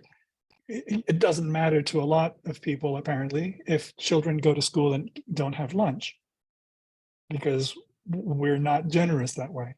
It doesn't occur to us that the offer of lunch will make a better society. And so I don't know that we can actually pretend like architecture isn't impacted by the value system in which it's embedded. So the technology is amazing. You know, the optimism is that, okay, I look at the night sky, like I'm sure you look at the night sky, and it's vast. And I run some program and the output is vast. And we know that a comet could knock us out of the sky. And, you know, in the long run of things, centuries, millennia, we probably should be able to get off the planet before something eradicates us. And in any case, the realm of the possible is so much bigger than the realm of everything that's ever been done, ever, by anyone. It's astronomically larger, that any little pettiness that we have and any kind of little war that we make and every kind of antagonism and this and that and the other is really just massively unintelligent. You know, we think we're very smart, but we're actually behaving completely unintelligently with respect to one another, with respect to justice, with respect to the environment. And so how do you balance optimism toward the possible with not negative, not pessimism, but realism about what you're actually encountering?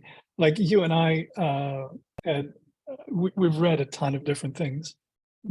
Before it was easy to just beckon anything you want to read and just receive it. Now everything's instantly available. And you say to students, click, you know, put the word and hit return. And they don't. Right? So at that point you say, well, I'm doing this for machines. I'll do it for the AI. But that's an abdication. You know, that's a kind of, okay, yeah, if we must, let's do that. But it's an abdication. It's like, well, you know, I know object-oriented ontologies and all that, but I'm not quite ready to say that because of that, I'm going to go on a guilt trip for being human. Mm. It seems to me the distinction you made between the unique and the rare is extremely important in this conversation. It's, yeah, I think it's really, yeah, I hope everyone actually looks into it and tries to objectively, mathematically contend with it and produce it. Because a lot of the things that we have this, I think, medieval, the medievals actually believed in beauty, like who knows from where, some sort of dark understanding that beauty is in the eye of the beholder. And it's just not true. It's just absolutely false. I mean, it could be, the subjective is true. Obviously, we have subjective opinions. But nothing would actually work if, and we wouldn't have a conversation, a computer, a civilization, you know, whatever it is that we share. We wouldn't have museums, buildings, and art if it wasn't true that we preferred certain things. And that preference is actually thermodynamically, mathematically, objectively rare, you know, and that needs to be defended because we've lost that thread too. Like we think that there is no such thing as beauty, and then we go gaga over a sunset, which is like, okay, yeah, it is beautiful, but why did you just say that it wasn't?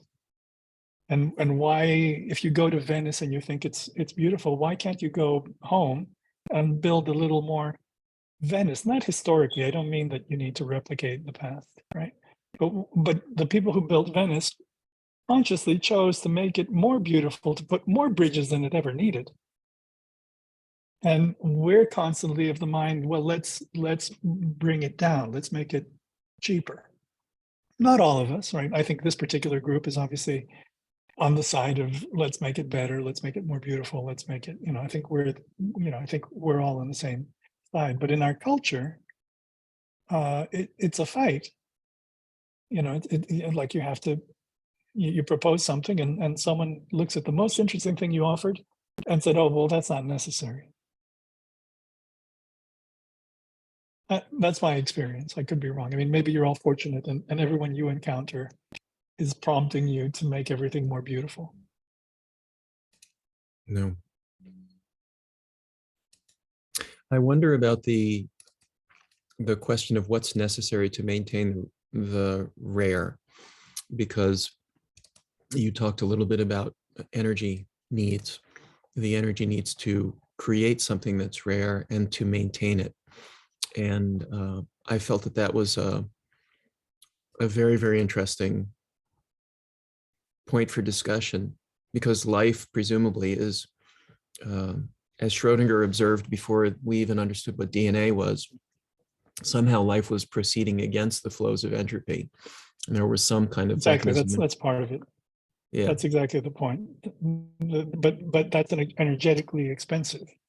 I mean, life itself is a struggle against entropy. Yeah. And we know it, because if we don't have food, if we don't drink water, we will literally decompose. You know, composition is energetically expensive. Remaining composed is energetically expensive, even in a conversation. Keeping your composure actually consumes calories. I think in previous centuries, people knew these things intuitively. Now we know them at microscopic and atomic detail. You know, we actually know the Krebs cycle and the reverse Krebs cycle, and why it is that we actually get cancer, and what we discovered the genome a fair amount of time ago.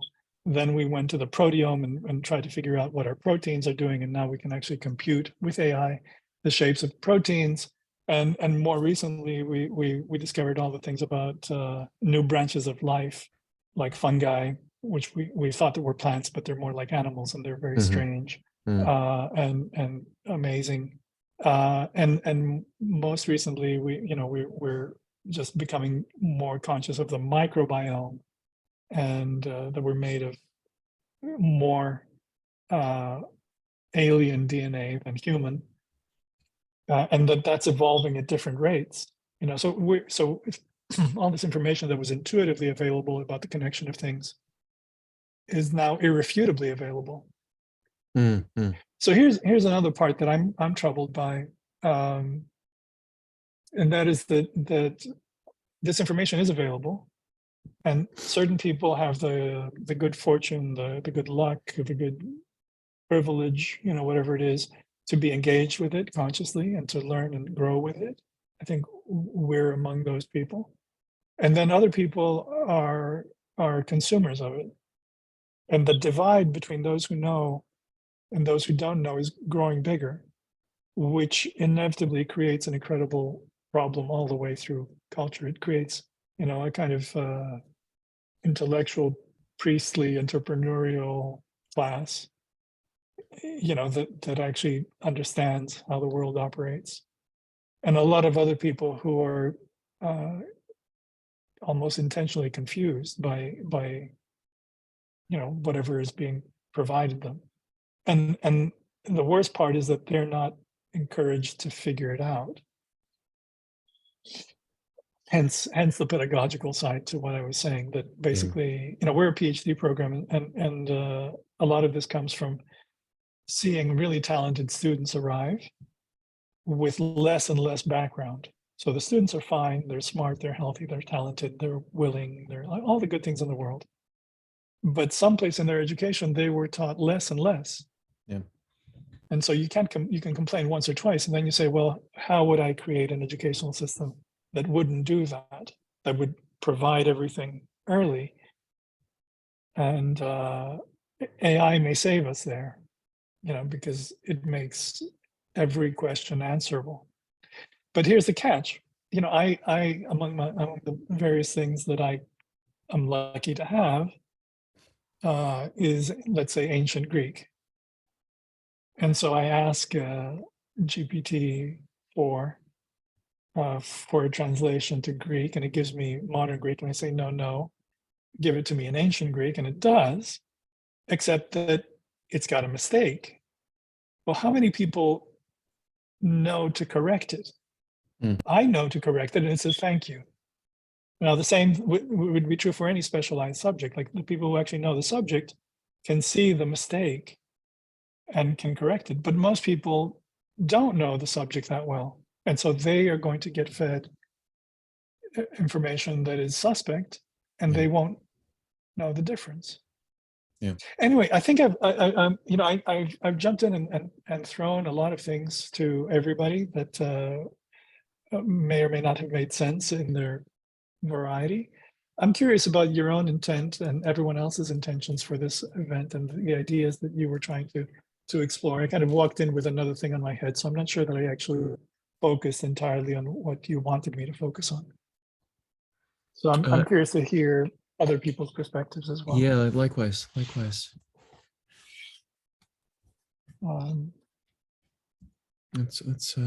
sit here for a moment silently and let some other people jump in. Yeah, excuse me.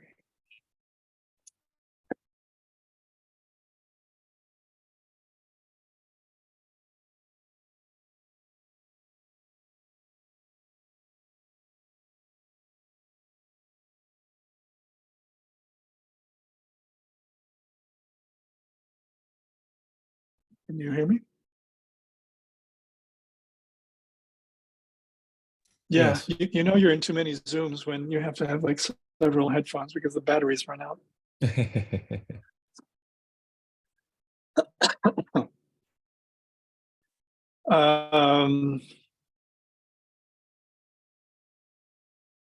Yeah, I'd love to hear. Yanni Milaselnika.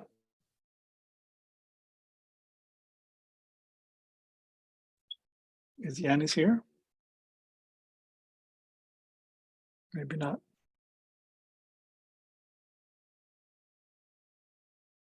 Alexandra is here. Hey, Alexandra, what do you think? I'm reflecting a lot. Yeah, I also stopped to the difference between unique and rare. Yeah, and also on the energetic investment. Without actually, I'm now reflecting on the energetic investment, but we perhaps don't know the sources, the sources and resources. But what we usually, when we invest something, we kind of know we have a pond and we invest in it, but we don't know what's out there to invest. So just it's pure economy.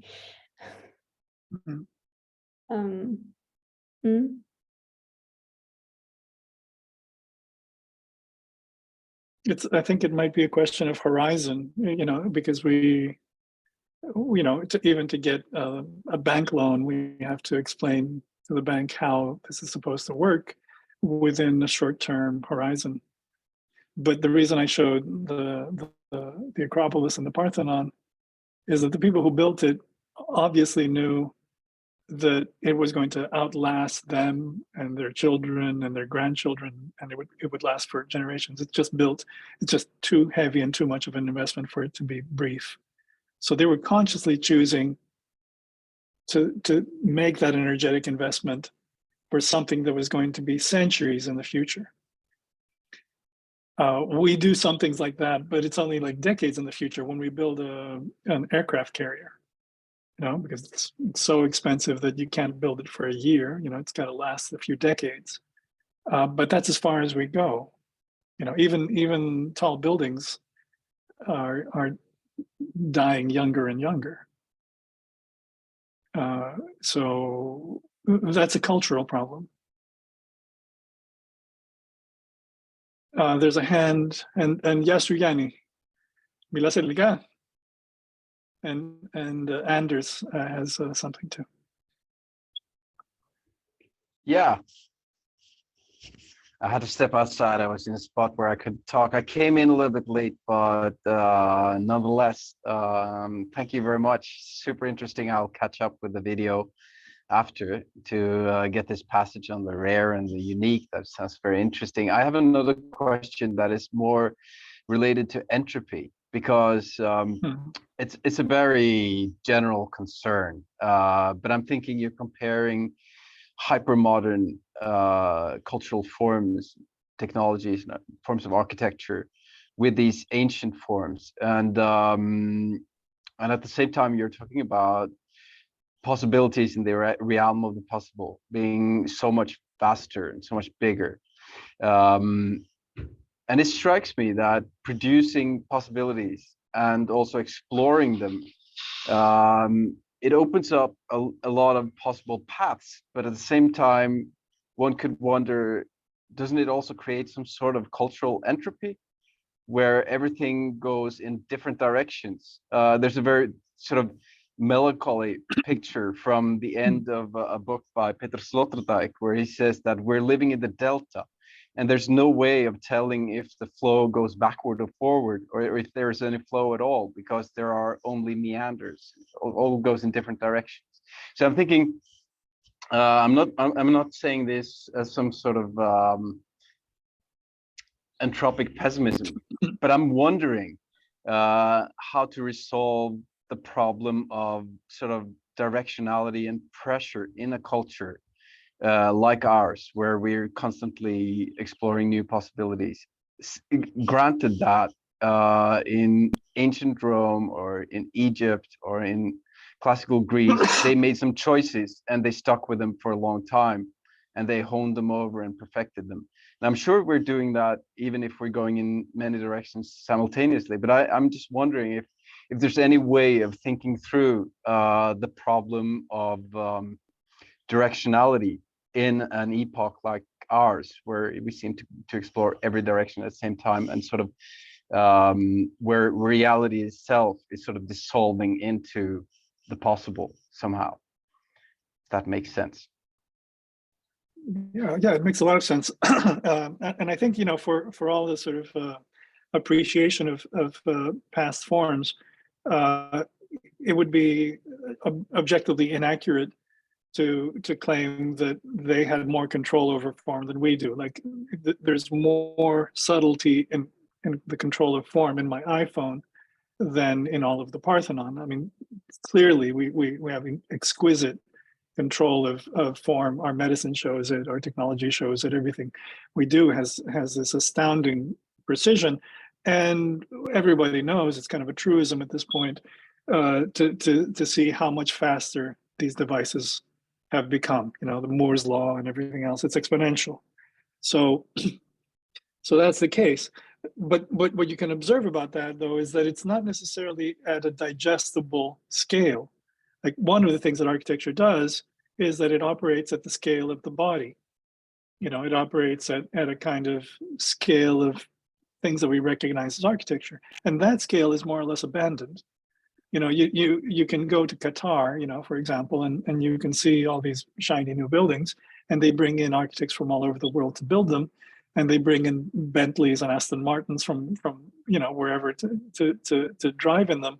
But if you step outside the car and you try to walk to the building, it's an impossible environment. There's actually no concession to making it habitable in a kind of civic way that you could recognize. The idea is you go from a cocoon to a bigger cocoon to another cocoon, and the interstitial space where urban life normally happened is abandoned. Now, in their case, they have a really harsh climate. You know, it's most of the time too hot to spend too much time. But their ancestors actually knew how to dress and knew how to eat and drink, and you know, they knew how to live in that environment, and the present people don't.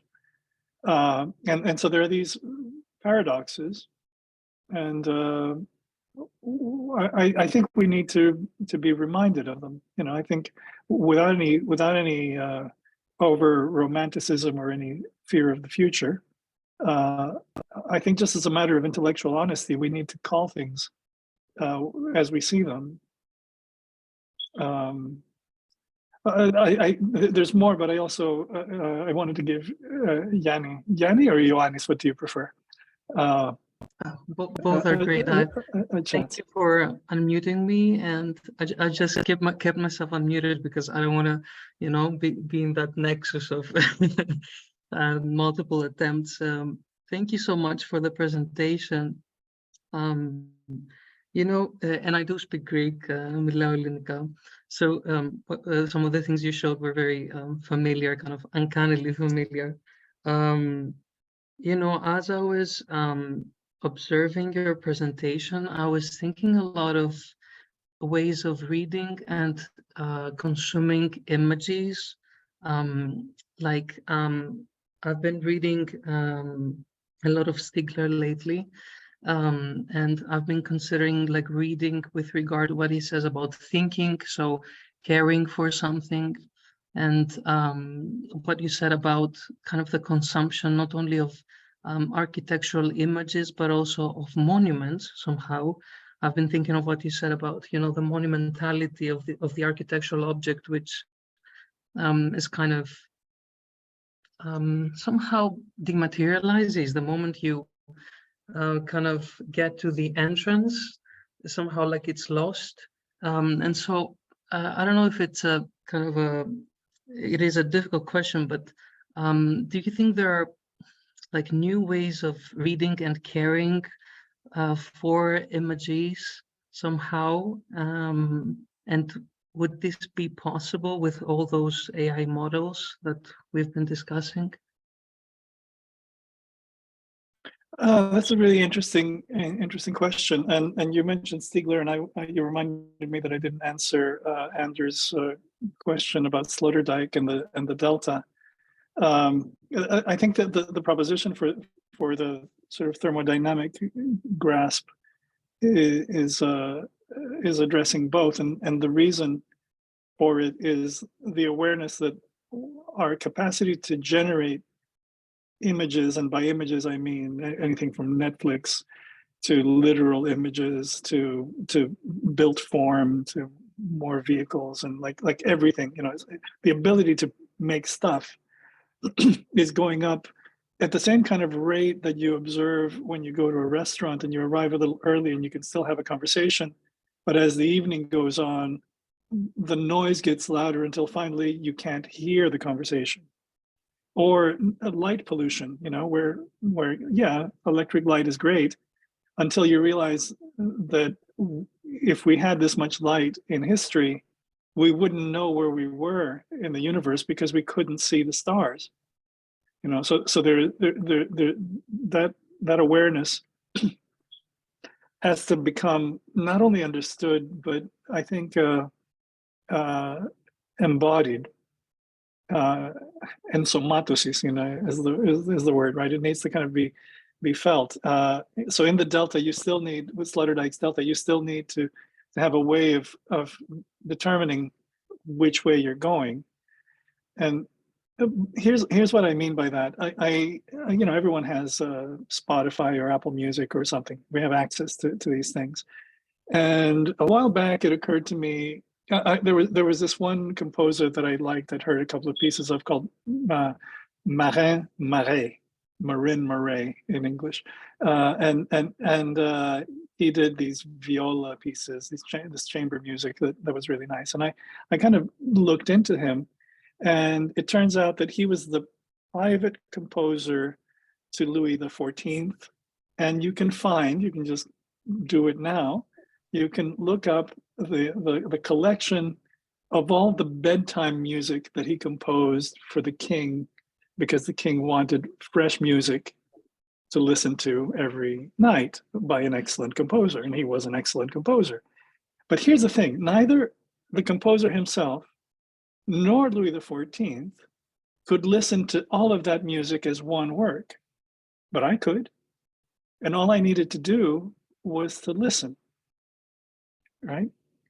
Meaning that I could elevate my filter to discern things that if I only listened to 4 on the floor dance music, you know, it wouldn't affect my ability to discern.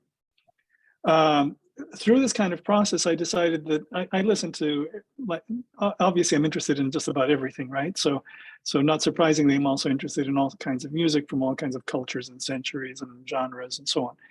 But I do have a predilection for, it turns out, classical music, quartets, maybe trios, like small form, not symphonic initially. And when you follow that line, it turns out that one person who's kind of at the nexus of what the quartet is and what the trio is and what chamber music is Haydn. Now, it also turns out that Haydn, so I've listened to all his quartets, like all of them, right? And his brothers, because his brother also wrote a whole bunch, and he was also excellent. So then it turns out that he's written 104 or 6 or 8, depending on who's counting, symphonies. And there's a recording of all of them. And so I'm now up to 84 in sequence. The book, The History of the Decline and Fall of the Roman Empire, is about 3 million words when you put both the main text and the notes are as excellent as the main text. They're some of the best English writing any human has ever produced. They took 20 years to write. They're incredibly informative, but just as language, they're astonishing. Just like it's superhuman that a person could do that. You know, we struggle to write, you know, an artist statement or an abstract or an article or a paper.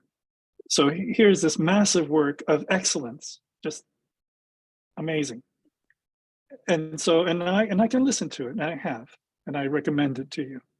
But here's the thing. Here's where I'm not just rambling, right? I'm actually trying to get to a point.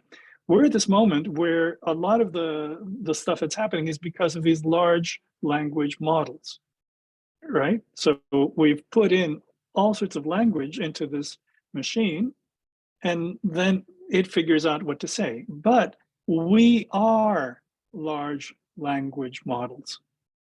So everything that I listen to, and everything that I read, and every conversation that I have, and everything that I observe, and every fine thing that I attend to is actually my self-training of my neural net, which is exactly the thing that needs to be able to discern the rare from the merely unique.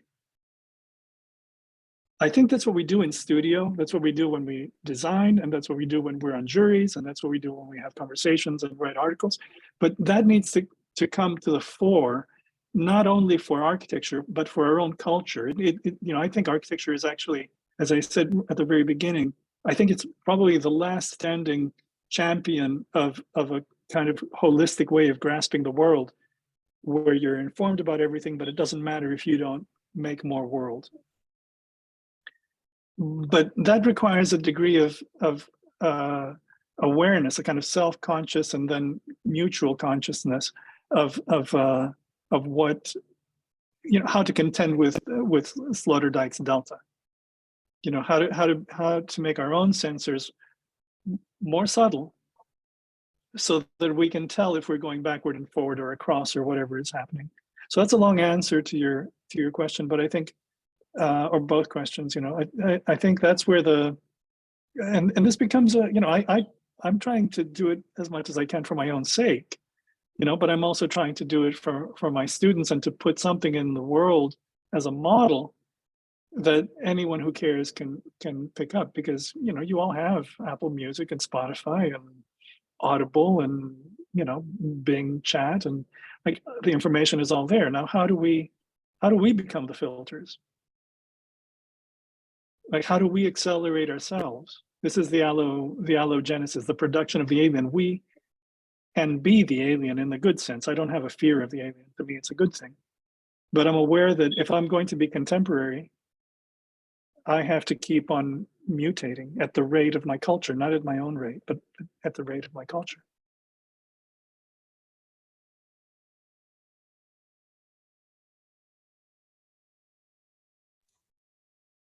Maria, you have any question? Or I don't have your name. It says New Center for Research and Practice, and I'm not putting a name to your face if you have a question. Or a comment, or an objection. A vehement objection would be refreshing.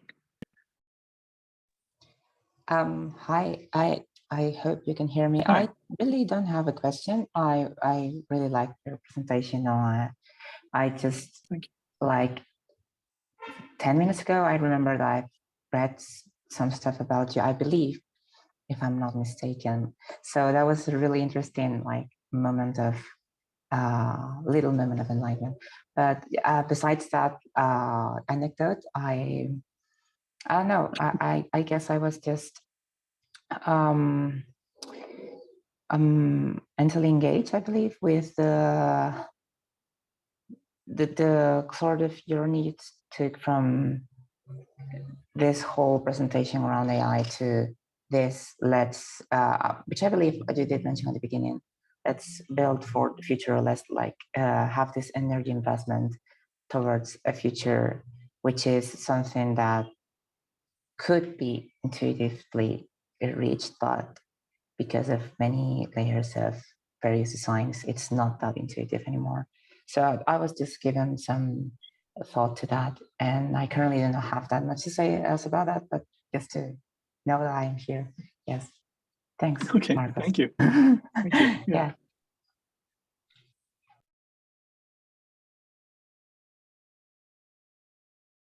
But if I could add something about the solar delta, could you?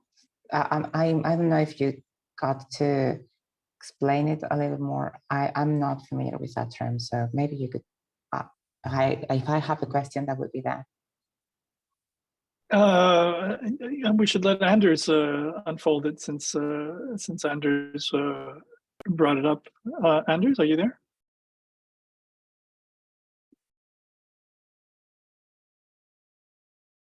The idea that we're at this, Anders, whenever you're ready, please jump in. But the image is that there's a river, it comes to the delta spreads wide and mixes with the sea or the ocean or whatever it is. And at that moment, it's diffuse, it's muddy, and there's water going both ways. Sometimes the water goes in, sometimes the water goes out.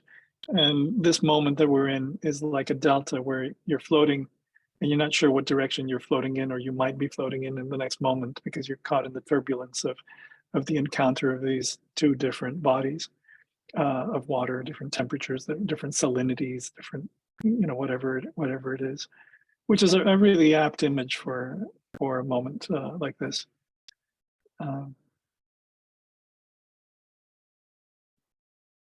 Okay, that was pretty straightforward, but yeah.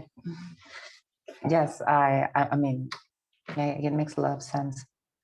Yeah, I have some thoughts about the optimism that you brought at the end, but I'll probably just leave it in the chat if I can. But yeah, thanks.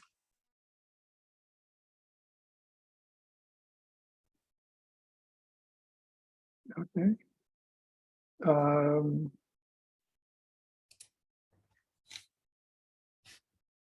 I feel, Marcos, like the example of the mantis shrimp with its wide spectrum of vision that you brought up is a kind of a model that we need to adopt ourselves.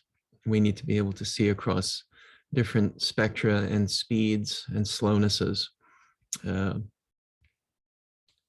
and understand the kind of supply chain dependencies that are in place. I don't mean just industrial supply chain dependencies, but the energetic ones that we've been talking about in relationship to organic life, and even just complex self-sustaining systems like hurricanes and tidal flows and so forth, absent the organic life.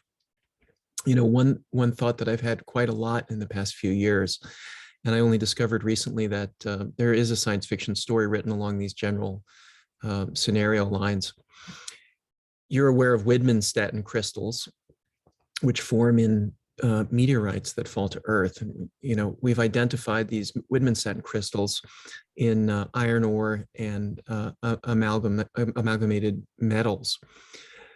Apparently, they can only form over literally millions of years.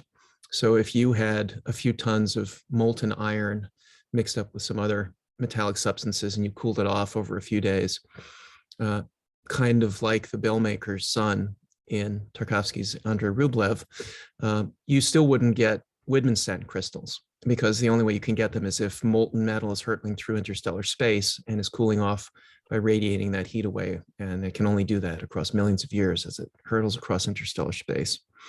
So the scenario here is that, assuming matter is computational, perhaps those meteorites perform a computation as they're cooling off. And since they have an awful lot of time compared to organic life, at least organic life that we know, perhaps they have enough time to become sentient and sapient in the process of cooling off. And who knows if they still are when they have completely cooled off, or if their thought process is living for a while they're cooling and then dies as they cool off entirely. But they are for a little while, galactically speaking, you know, cosmologically speaking, a little while, they are free from energy supply constraints or needs. They're self-sufficient. They're kind of monads hurtling through interstellar space. And this image to me has been very, very powerful for years now, ever since I first learned of the time necessary to form these crystals and had the speculative idea that they might be thinking in some way. And it's also an important model for me because somehow I imagine, in a very non-anthropocentric way, that such a system wouldn't have to contend with information overload. So if you and I become a mantis shrimp in the way that we can perceive the world around us, and let's say we're synesthetic mantis shrimps, so we can feel and smell and hear and taste and see a million times broader in spectrum than we can right now, then I think back to Bergson and Michel Serres and the way that they talk of our bodies as organismic filters that discard information in the thermal howl of information that's coming at us. So I imagine these sort of asteroid god brains flying through interstellar space without the worries that we have, because somehow I imagine that they wouldn't be subject to information overload, or certainly not in the way that we are. And so I'm bringing this up partly to invoke the idea or the problem or the question of what it means to be caught in the need for a steady flow of energy and information. So this goes back to the unique and rare that you brought up. But I also wonder if there are other models that that distinction wouldn't apply to, or it wouldn't be a necessary criteria to understand what's going on in the system. And I also subjectively feel always immersed in information overload. And I've felt this way for 2 decades now, at least.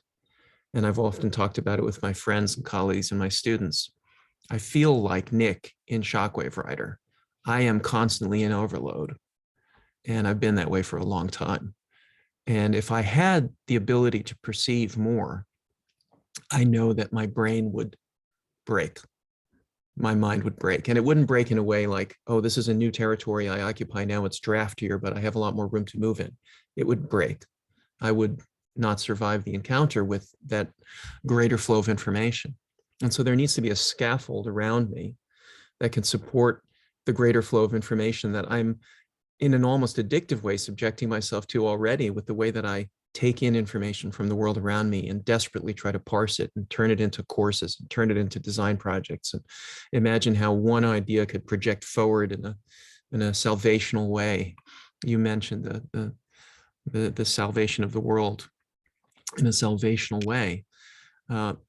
But I'm already overloaded. And so I wonder where the kind of threshold of perception is there for us as humans, and what we can do to scaffold that, to withstand that encounter. You know, it really is it's this tremendously urgent question for me right now. So I wonder, I'm trying to link that question to the delta, and the fact that when we're in that delta condition, we're lost. We no longer have a cognitive map, Jamesonian or otherwise, that we can position ourselves against. I'm wondering how we can care for the self as much as we care for the world around us and the objects and the images in the world, because I do feel like even if we're not living in the developed world in the next decade, every human being will be subject to the kind of bow shock of the oncoming information revolution that's taken place, directly or indirectly. So I wonder how we can scaffold ourselves right now. I mean, physiologically, psychologically, emotionally, intellectually, because it feels like one easy answer would be architecture. architecture lasts a long time. If you build it well, it can sustain, encounters with history. I think of Sharoon, immediately in Sharoon's work after World War II in Berlin, Germany, and the agenda there to build something which can be a bulwark against the forces of historical movement, which can sometimes be devastating. But I don't think we're facing the same historical challenge that Sharoon faced in the late 1940s. So that's a really long formulation for a question, but it's a pretty simple question at heart. It's just, the shockwave is upon us. I personally can't sustain the information flow any longer. And I wonder how we can build a scaffold to help us with that problem. We have a history of just-in-time invention. Meaning that we come upon crises of our own making, and somehow we invent something just in time to keep us from falling off the cliff.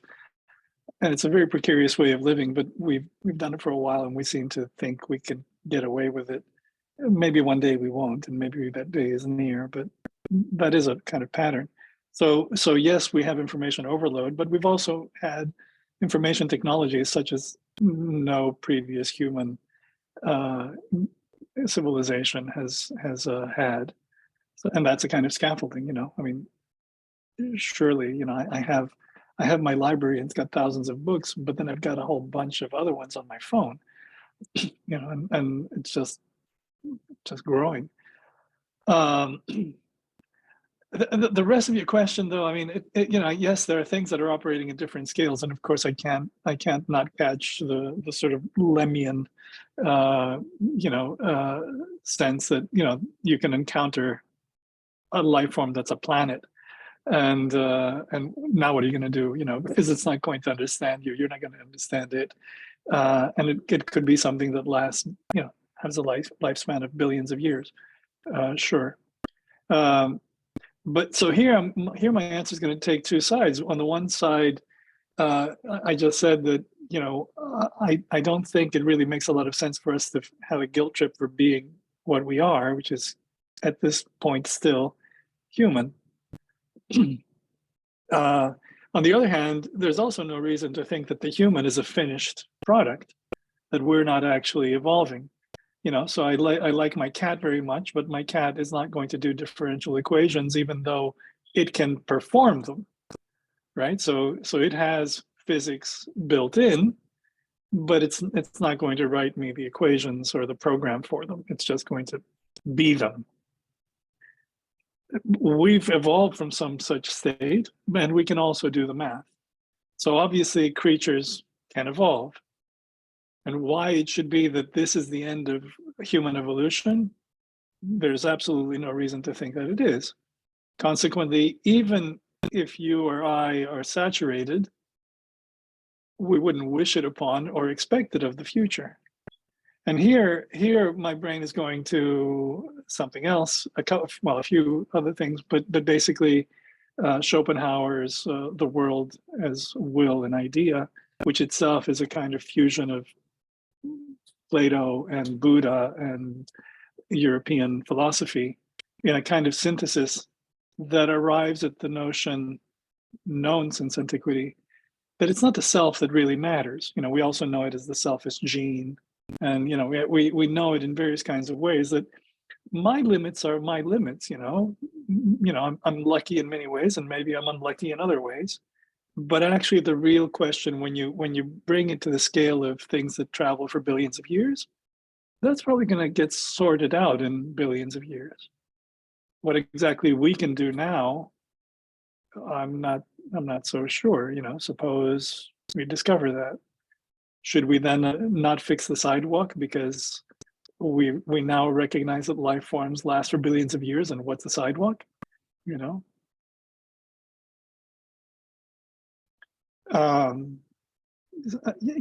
it's like that. I really like, also, just because I don't know why, I just like it and I want to advertise.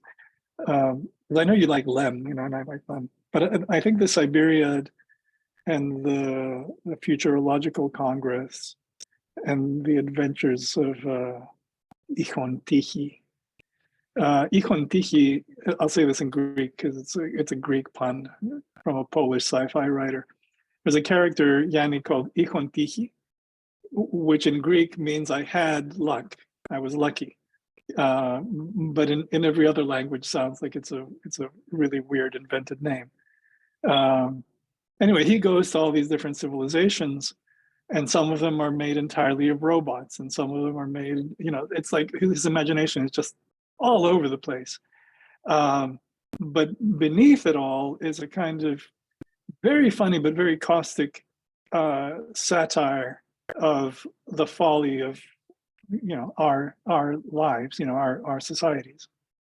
And I think that's really held the combination of imagination and criticism, and then the will to make, because he doesn't just imagine, he doesn't just criticize, he takes it to and he makes literature, right? So that's what I call the making of more world. So that's what I would say, and I think you do that. You said it already, Ed. You felt saturated forever, but for some reason, the saturation in you turns into, I'm going to make this, I'm going to make that, I'm going to have that conversation, I'm going to get into this, I'm going to make this happen. So that's thermodynamic, that's kind of taking this energy and channeling it into an unlikelihood. So yeah. So what else can I say? Here's another little favorite. When I was a little kid, a neighbor, an old lady who lived in the house next door, died, and I think they were planning to take her to the hospital or something, but she didn't make it because the ambulance came, and the gurney and everything, and they were taking her out. But by the time they were putting her on the ambulance, she was distinctly yellow and definitely not alive. And I had never seen that before. But I was a little kid, and that was the first time I'd seen a person dead. And I was thinking, philosophical thoughts like, why are we alive, and what does it mean to be alive? And somehow, it took a while to do this, but it started exactly then. I came across this sort of pentagon that had intellect, obviously we were smart, senses, we had emotion, we had will, and then we had imagination. That was my little five-sided, what we're made of. And I decided that, well, you want to balance that. Somehow you want to make sure you activate all that while you can. So that was useful. Later on, I realized that when you do balance it, that seems to be what people call wisdom. Finding the right balance between things seems to be wisdom. The third part came later, and this is why I'm insistent on it. I imagine this is a kind of five-sided pyramid that comes to a peak. What was higher than wisdom was the balance of wisdom itself, and that was beauty. So to me, beauty isn't subjective. To me, beauty is actually the pinnacle of this balance and its wisdom, when you actually do the wise thing excellently. And it seems to me that it doesn't really matter to anyone else, or to me for that matter, if I do it, right? If I do, I'll be happy to do it. But it matters that such an idea exists among us so that we collectively can do it. It turns out, I don't have the time, I have to stop. But it turns out that there's a five-pointed star that goes back to the Pythagoreans with Greek on it, and on the points of the star are the letters that spell out hygeia, health. So they had a similar kind of notion of a kind of balance, and when you balance it, you were healthy. I think that's an attempt at an answer. I don't know how satisfying it is, but that's where I land. Thank you, Marcos. Yeah, I think we do have to wrap up now. So that might be a nice place with that notion of balance and something in between wisdom and beauty. Question mark. But the point is the beauty is the higher one. Yeah. If you understand it. Yeah. So it's not pretty. It's not just prettiness. I don't mean that. Yeah. Hmm. Okay. Very nice. Well, thank you all for your attention. I'm Yeah. very curious about what you intended. As I said, I feel that I came in distracted, and so I hope this made enough sense. And if I hadn't been distracted, I would have been more focused on exactly the provocation. But I hope I addressed enough of it. I think so, So yeah. thank you. Thank you. All right, all. Well, we will address any logistics questions for the seminar on the Discord channel and the classroom. Don't worry about that right now. And we look forward to next week with Lydia Calapoliti. Yeah. Marcos, thanks again so much. Thank you. Thank you. Very much. Thank you. Yeah. Thank you. Thank you. See you. See you.